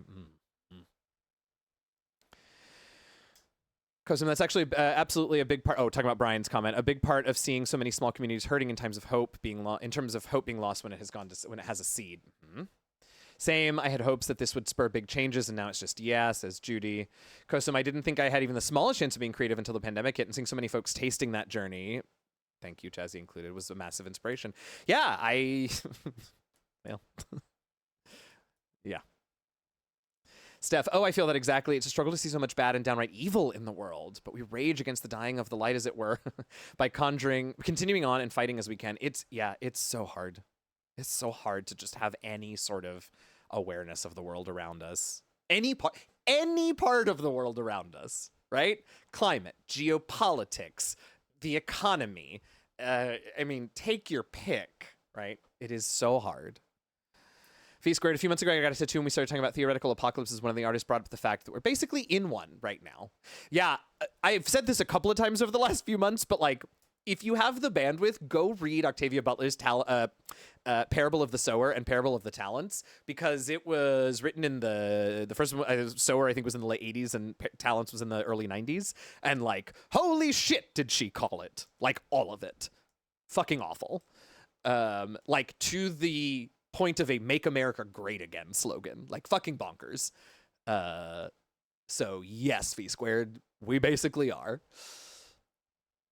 Flower Crown, I was laid off 2 months ago and have had little luck finding a new one in that time, but at the same time I feel lighter because I haven't realized how miserable and burnt out I was truly working there. Because I'm making time for things that bring me joy, and making time to read uninterrupted has done wonders for your burnout. I'm so happy to hear that, Flower Crown, and I do hope that you find something soon. You know, I mean, so many folks, you know, and it's not just the gaming industry, that just happens to be the industry that I'm most plugged into, but like, just got some more major layoffs a couple of days ago. It's all awful. Apparently bad about oversharing because verbal processor. Sure, I feel that. Freya, something I do think we should all remember in all this is why do we have to rely on GoFundMes and organizations like Habitat for Humanity, which is 100% valid, accurate, and true, is that why we have to is that society sucks and so much of this is shitty. Yeah. But there are also good people helping each other where they can like this. There's good in the world and it's worth fighting for in all the ways we need to can. Yes. Yes. And there is a balance to be struck between anger that we have to rely on the goodness of individuals and recognition of the existence of that goodness. Yes, 100%. And I will fully admit, as you all have probably figured out, based on the last, now we're up to like an hour of conversation almost about this. I'm not mad about it. I have loved this. Thank you all for being here and participating. This has lightened some of my load being able to talk about this with you all, so thank you. I will freely admit that right now it is hard for me to remember the hope part and to see that goodness for what it is through the awfulness that makes it necessary. But yes, absolutely right. Absolutely right. Reese, I'm a verbal processor too, and then I get upset with myself over it. Sundew, pre-COVID times to COVID times to current times has been a real fucking whiplash. Yeah, it has. Yeah, it has. In a way that I still do not fully comprehend. Haley, anywho, you all are loved, you all are valued, and hope the best for every single person here. Okay, go mod. Thank you so much for being here. Thank you for participating and contributing. And, you know, it goes both ways. Best of luck to you. I hope that you figure stuff out too. Thanks for being here. Taru, for as much as we feel that these spaces are crumbling a bit, and they are, the one thing that has come from them, at least for me, are communities of like-minded people who I can now turn to talk about so many things that were not possible or safe to talk about. Online Space is the only space where I'm fully out. It's amazing. And being seen here has been life-changing. I'm so happy to hear that. I'm so happy to hear that. And it is, and I know I said this on Tuesday and you all told me all of the correct things about it. I'm gonna say it anyway because it is true. I do not regret the decision that I am having to make to step away from streaming and from a lot of things, to take some time, try and recover from burnout, try and figure out what is next for me. But I do want you all to know that it was not an easy decision, and though you may not want my apology, you have my apology for taking away this space that it is so clear to me is so highly valued by myself. This is such an important space for me, but also by so many of you. I am sorry that this particular space has to go away for a while. I really, really hope it's not forever. I can't promise that it isn't, but I really, really hope that it isn't forever because it matters to me too. It means a lot to me too. And I know that I'm not, for many, if not most of you, I'm not your only space. And that brings me great relief. And I hope that you find what you lose from losing this space in other spaces. And I am sorry. I really am.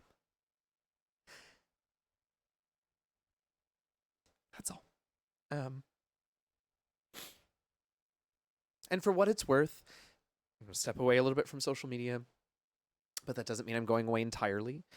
And, you know, there is a wide range of relationships that I have with all of you who are here in this chat right now and who hang out here. You know, some of you I know in person and have for many, many years. Some of you I have never met in person, but we have been chatting in this space and have gotten to know each other over many years of streaming. Some of you all are relatively new to this space. I cannot promise that during my time away, I will have the capacity to or want to respond to everyone and everything that crosses my way. But please know that, like, these conversations matter. And even if I don't know you well, I rejoice with you when you have things to rejoice about. And if there is the tiniest bit of commiseration or understanding or whatever that I can provide when things are bad, it makes me feel good to be able to do that. And so, you know,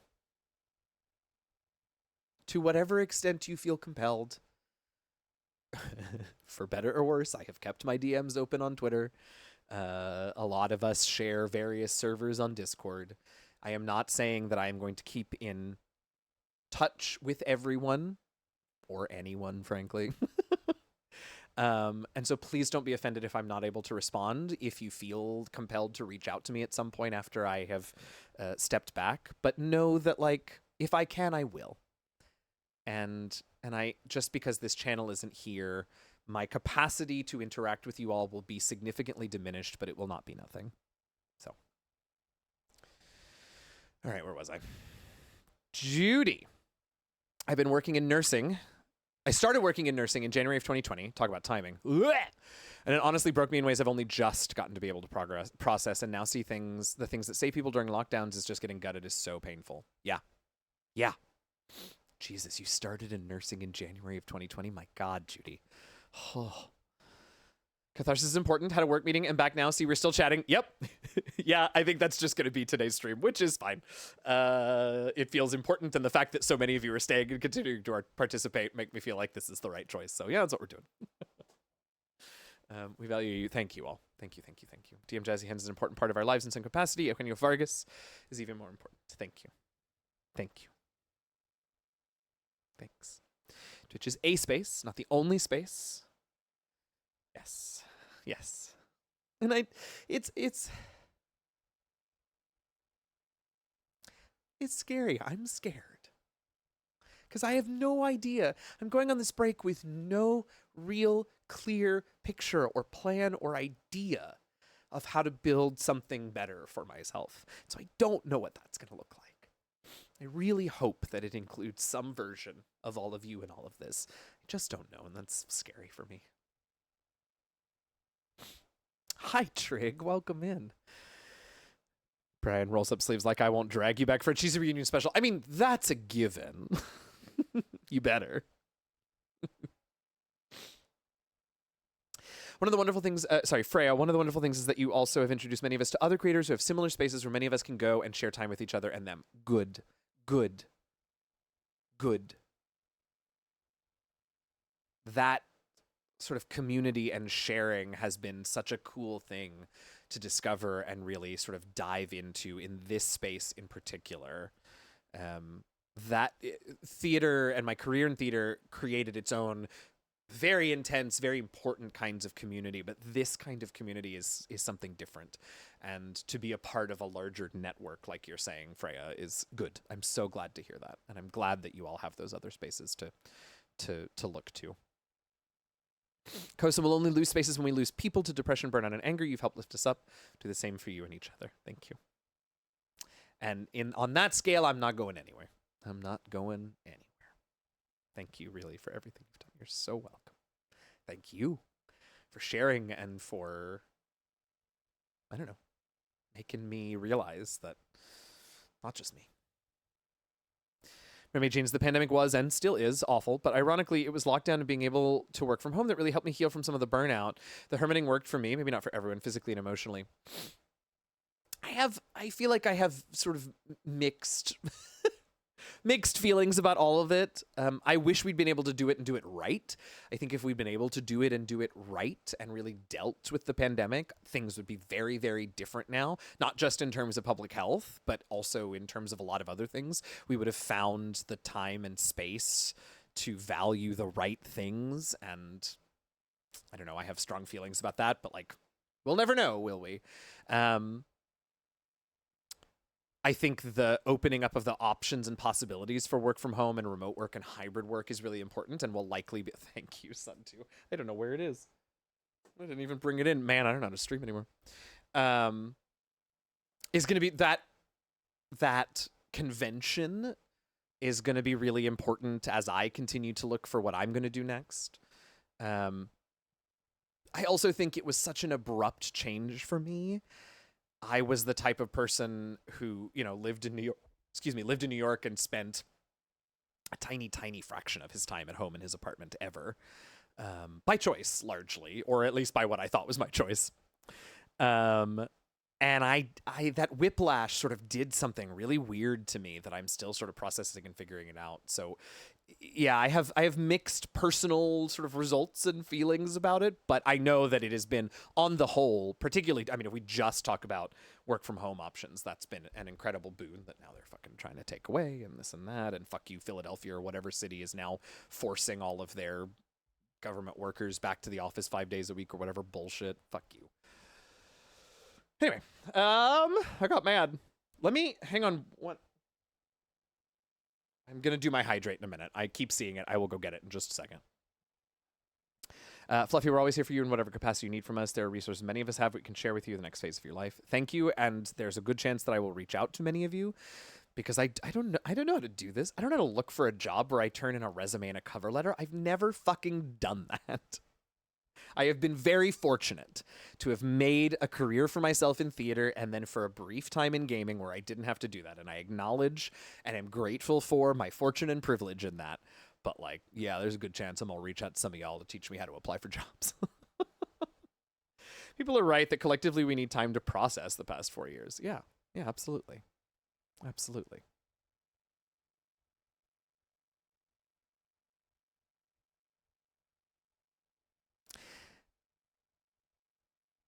thank you for this conversation, y'all. I don't know, this has been amazing. I had some work to get done, so I started late. I was feeling a little ambivalent about streaming. Which is, you know. Hello, Burnout. Welcome to feeling ambivalent about everything all the time. But, hi, Rex. I do, and I appreciate you, and I will. Yeah, exactly, Robo. So did I. I think I needed this, and I'm so grateful to you all for opening up and participating in it. And I hope, it seems like, I hope that it has been cathartic and helpful for all of you. I know it has for me. Polygon, picking back on what Freya said, this space and others interconnected communities here have really given me more space, breathing room, and permission to be myself in ways that many spaces in my life really didn't allow for. Really grateful to have found the larger community here and in other channels. I'm so happy to hear that, you all. And particularly that you all have felt free to express yourselves and be yourselves in a way that you hadn't before. You know, that's another thing. As I sit here and bemoan my current state, I have to also acknowledge my enormous privilege and fortune in so many areas. And one of those privileges and fortunes that I've had is that as difficult as the trajectory of my careers has been, I have for a large part of my, not always, I grew up in the American South, so like, let's not pretend it's been my whole life, but for a long time now, I have felt able to largely be myself. I'm in my early late 30s. I'm just still discovering who my real self is in some ways, but I have been fortunate enough to feel that, and that the fact that I am part of a community of communities that has helped given so many of you all that space, that feels so good, and I am so happy for you, and I want you to continue to grow into that, because good God, everything else is awful. If that's what I can help to give you, and if that's what you can rejoice and revel in, then, oh my God, please take all of that you can. And I'm so glad to hear that. Please know that resume and cover letters suck, and you're not a failure if you feel like they're sucking your soul and they don't seem good enough. That is the universal experience. That is a super helpful thing to know, because, oh my God, do I feel bad at them. Herb, oh my God, the way burnout has me not giving a fuck about anything. That's too real. Yeah.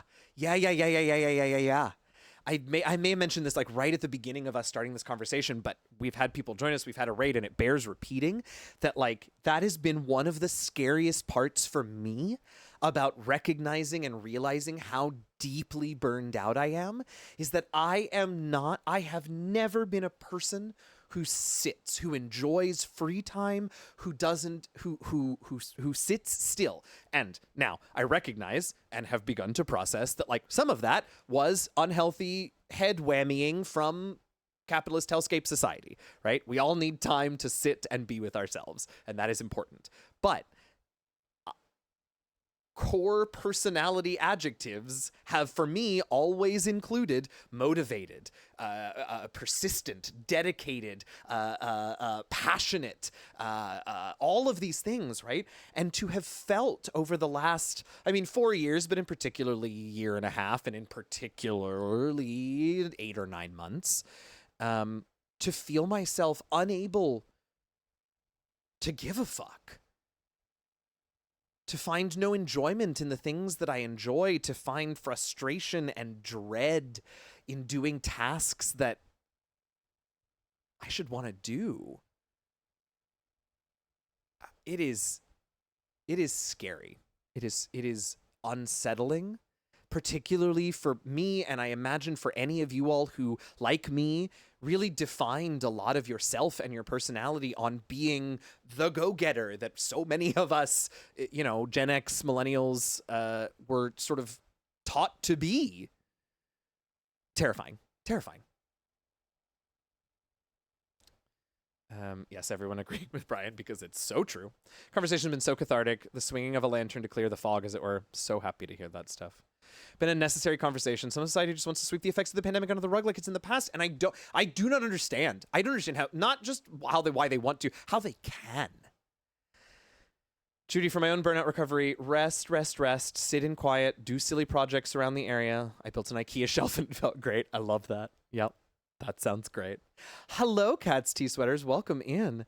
I left my job in June because of burnout. I've been fortunate enough to take this time to recover and refocus on what I value. I will be looking for work in the fall in another field. I don't know which one. I hope you have success in your journey as well. Thank you. And I hope you do too. And I'm so glad that you have had the ability and the space to take that time and refocus. Hearing about how many of us have either felt strongly that we needed it or even better been able to take it gives me hope that taking the space that I'm going to soon be taking is going to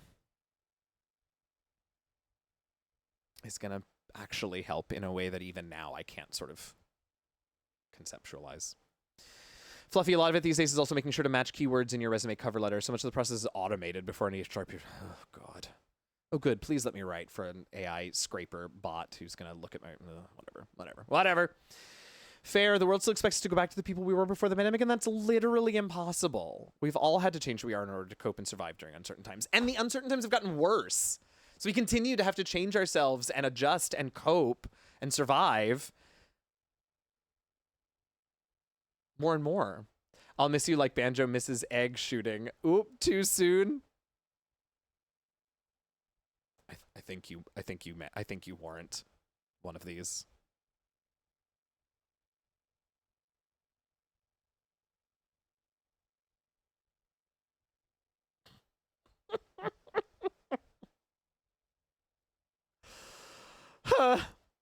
God's for real. Fluffy Circuit 2020 is dead and buried, and I'm not her, nor could I ever be again.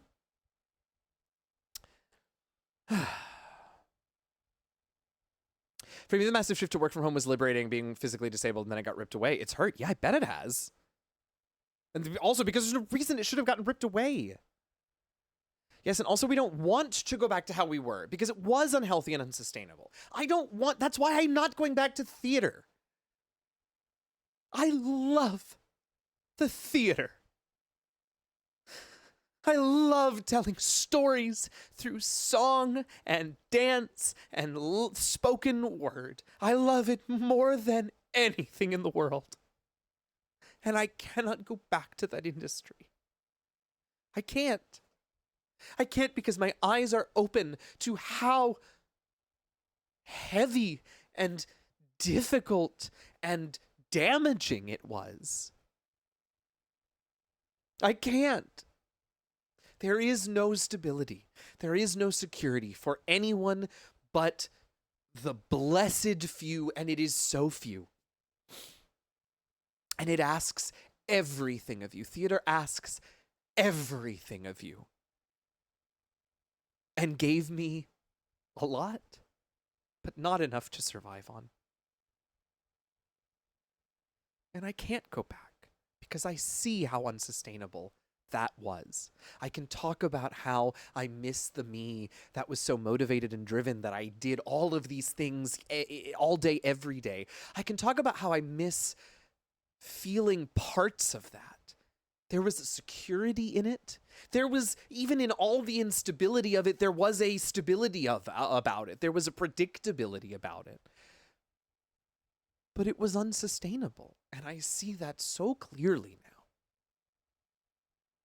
I have learned that so clearly from the last 4 years. And again, we're back to anger, right? I'm so angry that the theater industry has been allowed to grow, and this is true of so many industries, I realize, but this is the one that I can talk directly on, has been allowed to grow into such a monster.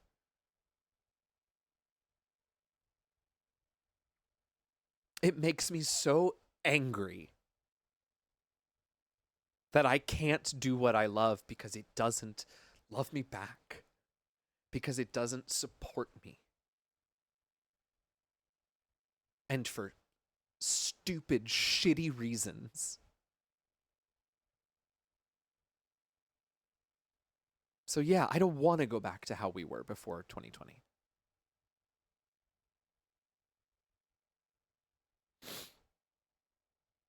Taru, my partner, and I were just talking about how we were told over and over again that if we just work hard, go to college, get a career, and everything will be fine.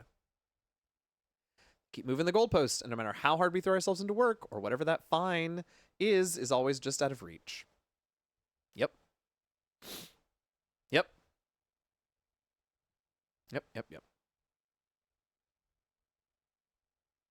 You've seen it. You can't unsee it. Exactly right. Exactly right.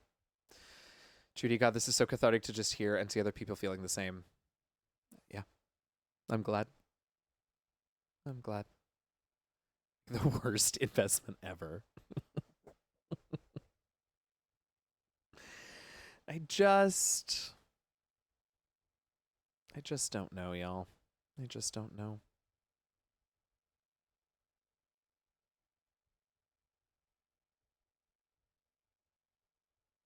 Well.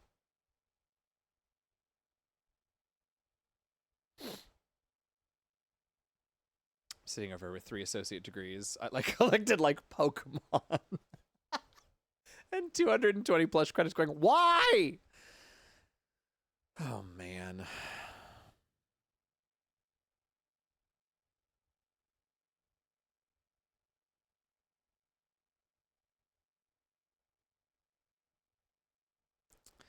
I watched my father practically kill himself for his work. His health had suffered so much because of the stress of constant on-call times, etc. I refuse to give that much of myself to something that doesn't care about me back. That's how I feel. But being in the place where I am now, where I refuse that, I repudiate it, I deny it, but I don't know how to find anything else. There's so little else out there, it feels like. And that's, for me, what is the most overwhelming. Up there among the most overwhelming things. Puddleglum, I know regarding your my teaching career, identifying that I'm still feeling grief about what I thought my life was going to look like, and it's still something I'm working on. It's rough. It really is. Don't let anyone tell you it isn't. Amen. 1,000% amen.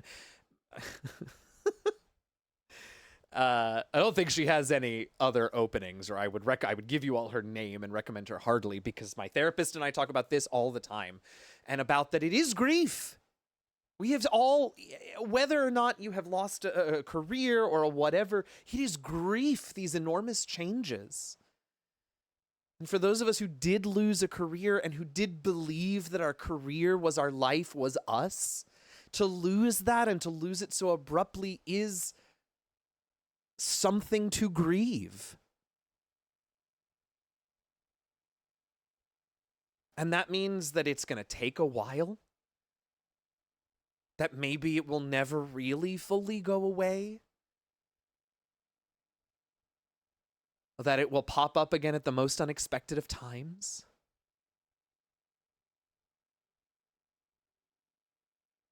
It is. Steph, there is a vicious kind of validation. I can't wait to see where this goes. In explaining how fucked our generation is using...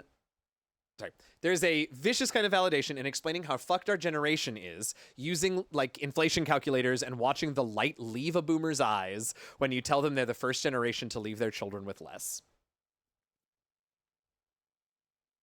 They fed us bullshit and left us with, well, bullshit. Even right now, contemplating a new certificate or degree to change careers, but, like, what money? Oh, hi, Legal Kimchi. Welcome. I'm so happy you've joined us for this existential heavy conversation stream. I'm so happy you're here. Thank you for joining. I'm of two minds when it comes to this. On the one hand, my spouse and my job both require the law degrees that we got. On the other hand, $3,000 of the month of that income goes back to student loans.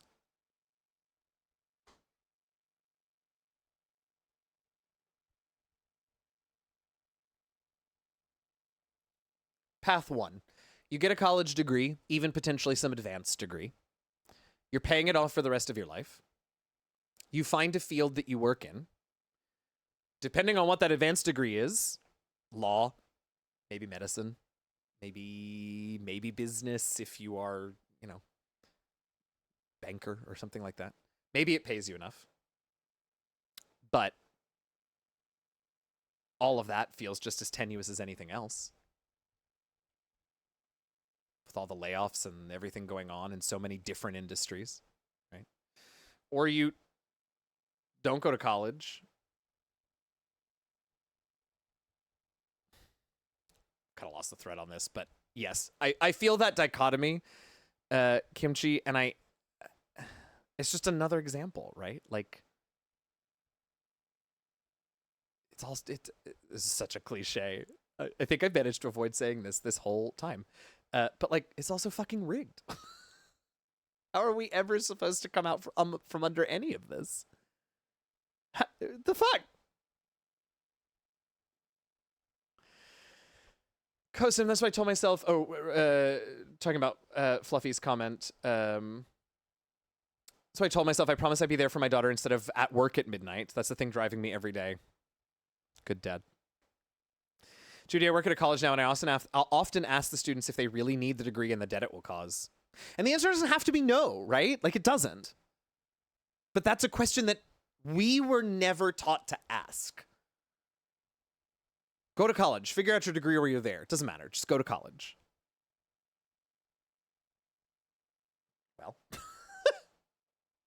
Rex, here in the US, we're not trained in how to handle grief and lack the social expectation to support each other through it. Tough it out is not a valid coping mechanism. Amen. Sunday, I had a friend who experienced this recently when their parents were trying to help them find a new car. The reality of the economy hit their parents like a brick wall. Yeah. I mean, it's... Freya, as I mentioned, my college and grad school experiences were precious to me, and I was extremely lucky in them. It trained me in the skills I now use in my work. Yes. So I can't say it wasn't worth it, but it's definitely something that should no longer be pushed on people and always treated like it's the thing you should do that should get you a job, and you can't get one without it. How many jobs out there?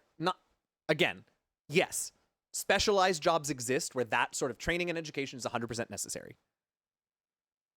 But for every one of those jobs, conservatively, there is at least one other job that you could get trained for on the job.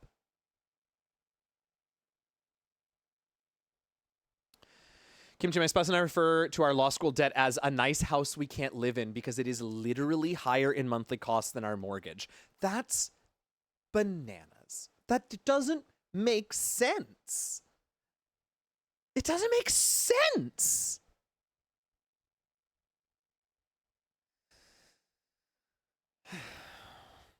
It's a cliche because it's true in this case. Well. Plus, the way they still push people to do unpaid internships in college as a requirement for maybe get me started. I'm in the not even using my degree club. Go to college, be ready to enter the world by the time you leave, even though we will not teach you how the world actually functions. Mm-hmm. The least high school should have taught is how compounding interest works, because damn, amen. Puddleglum, tough it out is a cop-out that other people tell us so that we're more palatable to other people and so that they don't have to feel uncomfortable or have any emotional labor. See, also, offer it up for the raised super Catholic kids. Ugh. God, I haven't thought about offer it up in a minute. Yep.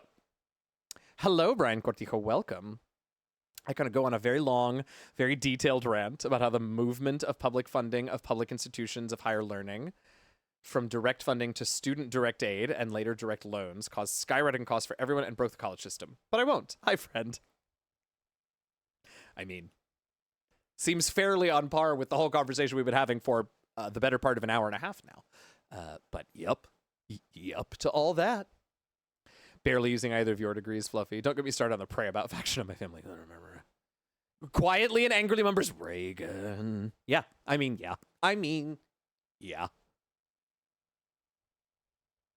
Freya, I feel like, now I don't know this for sure, but it feels like, so many jobs say they require you to have a degree, but then don't pay you as if you have one, and you really don't need one for the job.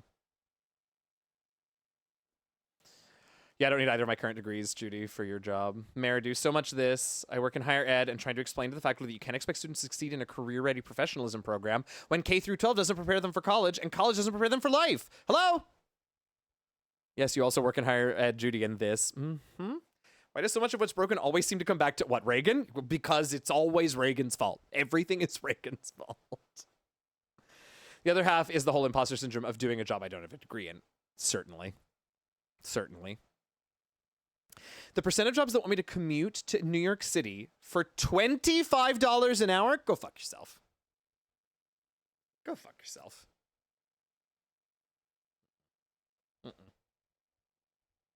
Go fuck yourself. All right. Folks will blame Reagan and Trump.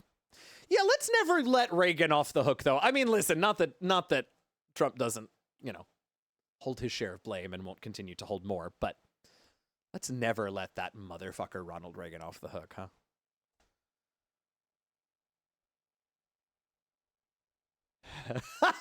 Kosum, for reasons of not getting me in trouble. I will not describe the things I want to do to Roger Stone. I appreciate it. I can imagine. We learned competition in junior high, but only in the context of earnings and from savings investment. Like that was going to help. Yeah, right? Here's how you balance your savings account. What savings account, motherfucker? This is why I said and. May Reagan run. Amen, Steph. Amen. Thank you for the mid fluffy. Good news. Good news, everyone. Ronald Reagan is still dead. Fluffy also says, there was a point in my life where I was upset that I didn't get to use my chemistry degree in the way I wanted to. However, here I am now. I don't care anymore. I just want to live comfortably, be around people I care about. I don't care that I'm not an environmental chemist. Yep. Been in corporate America so long, I've lost my imposter syndrome. Oh, this is Kimchi. Lost your imposter syndrome. You start to realize no one from the CEO down knows what they are talking about, and everyone in the room is a fraud, except maybe the IT department. Yeah. I can see that. I can see that. And I'm trying to, I'm so glad you said that, Kimchi, because that's something I'm trying to really internalize too, because I've begun to realize that. And the overlap of that mindset into the creative space is a weird thing for me. But in general, particularly like as I'm looking for jobs not necessarily in a creative field, like balancing like, yeah, my resume looks like shit because I've been a freelancer for the last 15 years of my adult life. But also, you fuckers don't know what you're doing any more than I do. Let me in there. It's a weird sort of like dueling realities thing. So I appreciate you as someone who has been in corporate America long enough to have like a educated, experience-filled viewpoint on it to share that with us, because yeah, that's what it feels like, so it's good to know it's true. I will raise Reagan from the dead just to roast him back down. Yes, fair. Do it. Amen, and not just because you work in IT, Rex. I love it. V squared, y'all have savings? LMAO. Hello. See also Boeing and Tesla. Well, yes, that too. Well, yes, that too. Listen to the adults in the room. Pro tip, there are no adults in the room. Jazzy, a skills-based resume may be of use to you. Sounds like it might be, yeah. I don't know what that is. I mean, a smart man, I can figure it out. I can also Google it and go have a look. So I'm going to do that. Where's my little notes from today's stream? What do I have on my notes? A book about, what do I have? Digital minimalism, and now skill-based resume. Hello. Here we go. I don't have zero experience in non-creative, I don't know, normal jobs. What the fuck is a normal job? I've done office work before. I've done admin work. It's just been a while. No! Shit. Sorry, y'all. I didn't catch the ad warning. I would have snoozed this ad. Sorry. I know I'm saying that because if it makes a difference for you, you can't hear me right now anyway. Where are we? Puddle Glum. Senior execs don't know what they're doing is something I've had varying levels of awareness of, but from the perspective of someone whose male family members are all engineers, LOL. Meridu, thank you. Thank you for that. Cheers to you, and thank you for the bits. Where are we? Freya. Oh, something helpful with the resume. Apologies if I'm preaching to the choir. It's a spin job. You've had a lot of really valuable experiences that make you an asset to any company. It's all about how you spin them. I believe you and look forward to learning how to do that in my time away. It's funny because Elon Musk is a garbage baby. I'll choose. Oh, I'll choose as soon as I figure out how. There we go. I just saw that mirror too. Oh, who was that? Taru. Thank you so much for all those bits. Thank you. Thank you, thank you, thank you. Like I have repeatedly said over the last couple of streams, I wouldn't have lasted as long as I have in this burnout, in this industry, in this space without your all's truly unending support. I thank you all so, so much. Where am I? I don't even, come on over here. I don't even know you personally or the whole breadth of your portfolio, and I can easily things that would be great to highlight on a resume. That is nice to hear. It does not always feel that way from the inside, as I'm sure many of you can relate. So thank you, Freya. Thank you. Risa is the thing I saw once that outlined how... Brian, thank you for that resub. Heck yeah. Un hype train. Took me a minute. I was like, is that French? No, of course it's not French. It's Brian. Un hype train? Where am I? There's things I saw once about outline how playing TTRPGs can translate skills. I've tried to take something away from that. Skills-based resumes focus on the skills you have versus the chronological timeline of the jobs you've had. I mean, that certainly seems like a win in the me trying to get a job column. My therapist also recommended a skills-based resume. Oh. Yes, skills-based resume. Okay, clearly this is something I should know more about, so I will do some research. It is on the list, and I thank you all for bringing it to my attention. Farm execs are either the actual people who did the science or the biggest motherfuckers in the universe. Sometimes, unfortunately, they are both. I'm gonna get Jesse and Colin. Thank you, Puddle. Stares at the camera. All right. Thank you all. This has been cathartic and necessary and helpful. A quick rundown of a few points that I want to reiterate, and then we'll probably go ahead and leave it for today. I don't want the catharsis to turn into something that ends up being kind of whirlpool into a negative space, right? I don't think we're going there yet. I don't think we've gotten there by any means, but I do want to also acknowledge that, like, this has been wonderful, and let's not overstay our welcome in this space. So a few things. Number one, if you were not here Tuesday to hear me say this, and we're not here earlier today to hear me say this, next Thursday is going to be my last stream for I know not how long. Taking a step back, gonna step away from streaming, step away from most of social media. I will be finishing out a couple of gigs that I'm currently contracted on. And we'll be very, very, very carefully examining any potential future gigs, because I'm going to take some time off to really deal with the burnout that I'm experiencing, that I'm finally realizing I am experiencing, and to try and figure out what the next chapter in my life is going to be. I am hoping to find a measure of stability that I've never had in my life, and in order to find that, I need to take some time away. So next Thursday, last stream for a while.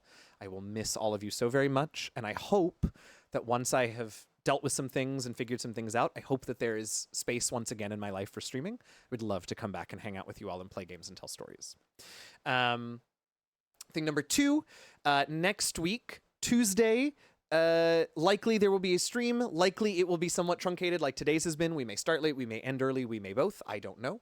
Then no Puzzle Wednesday next week. Then Thursday will be a regular 2 to 6 stream, because I want to give us all the space and the time to enjoy. We can have a conversation like this, but it will not be the whole stream. I do want to play games. I want to have a good time with you all before I say toodaloo and hopefully see you soon. There was one other thing I wanted to say, and now I don't remember what it was. Shit. Well, if it comes to me, it'll come to me. And if it doesn't, it doesn't. Thank you for the extremely cathartic conversation. We all definitely needed a venting session, so it seems. You're very welcome. Sorry, not sorry for anyone who came in expecting Hades 2. We were playing Hades 3 Corporate America Edition. Also enjoyed Trapping Capitalism, which is always fun. Amen, Zandu. Amen. Hades 3 Corporate Hell. A whole new hell. Conversation's been very needed. I'm so happy to hear that from all of you all. Thank you for being so open, for being so willing to kind of go there today with me. Made a big difference for me too. I just appreciate it. I can't say that enough. Can't say it enough. All right. As odd as it feels. Let's see. As odd as where we maybe wanna where we maybe want to raid for something completely different. No, I think he's going to be done soon. If anything, this stream just goes to show that we're all here for you in this community. This gaming is just a fun vehicle. It does very, very much, and I appreciate it. Oh, that was the other thing I wanted to say, is that as part of this, as part of stepping away, I will be stepping away. Not that I'm super active on social media these days anyway, because I don't have the bandwidth for it, but generally kind of stepping away from social media even more than I am now. However, I'm not deleting my accounts. I will still be around. I cannot promise that I will have the bandwidth to respond to anyone, but I value you all as part of this community. And so if ever you feel compelled to reach out for any reason, to share a win, to share a loss that you want to commiserate about, to whatever, my Twitter DMs remain open. A lot of us share a lot of different Discord servers. Again, please don't be offended if I don't respond. I'm going to be taking time for me, but know that I'm around. You know what, y'all? If you want to stay on Twitch, lots of people are live. Go check them out. I'm going to probably go for a walk. Gonna get outside, gonna get away. I need to sort of shake all of this off a little bit. So I'm gonna encourage you, if you are able, to do the same. But hey, if you want to stick on Twitch, there's plenty of people live. Thanks for being here. If there's anything I can do as a local, even just event, let me know. I might hear some things about things. I appreciate it, Brian. I may very well reach out. I appreciate you very, very much. So cool. Thank you all for being here. A walk sounds like a great idea. It sure does. Thank you for being here. Thank you for engaging in this conversation. Thank you for letting me have this conversation with you all. Thank you for your unending support. It really does mean the world. Thank you for helping me build this community. Thank you. I don't know. Thanks. We'll likely see you next Tuesday. We'll definitely see you next Thursday for one final hurrah. In the meantime, stay safe, stay healthy. Take care of each other as you all do so well. Be kind to one another as you have been to me. Take care of yourselves. And happy gaming, y'all. See you next week.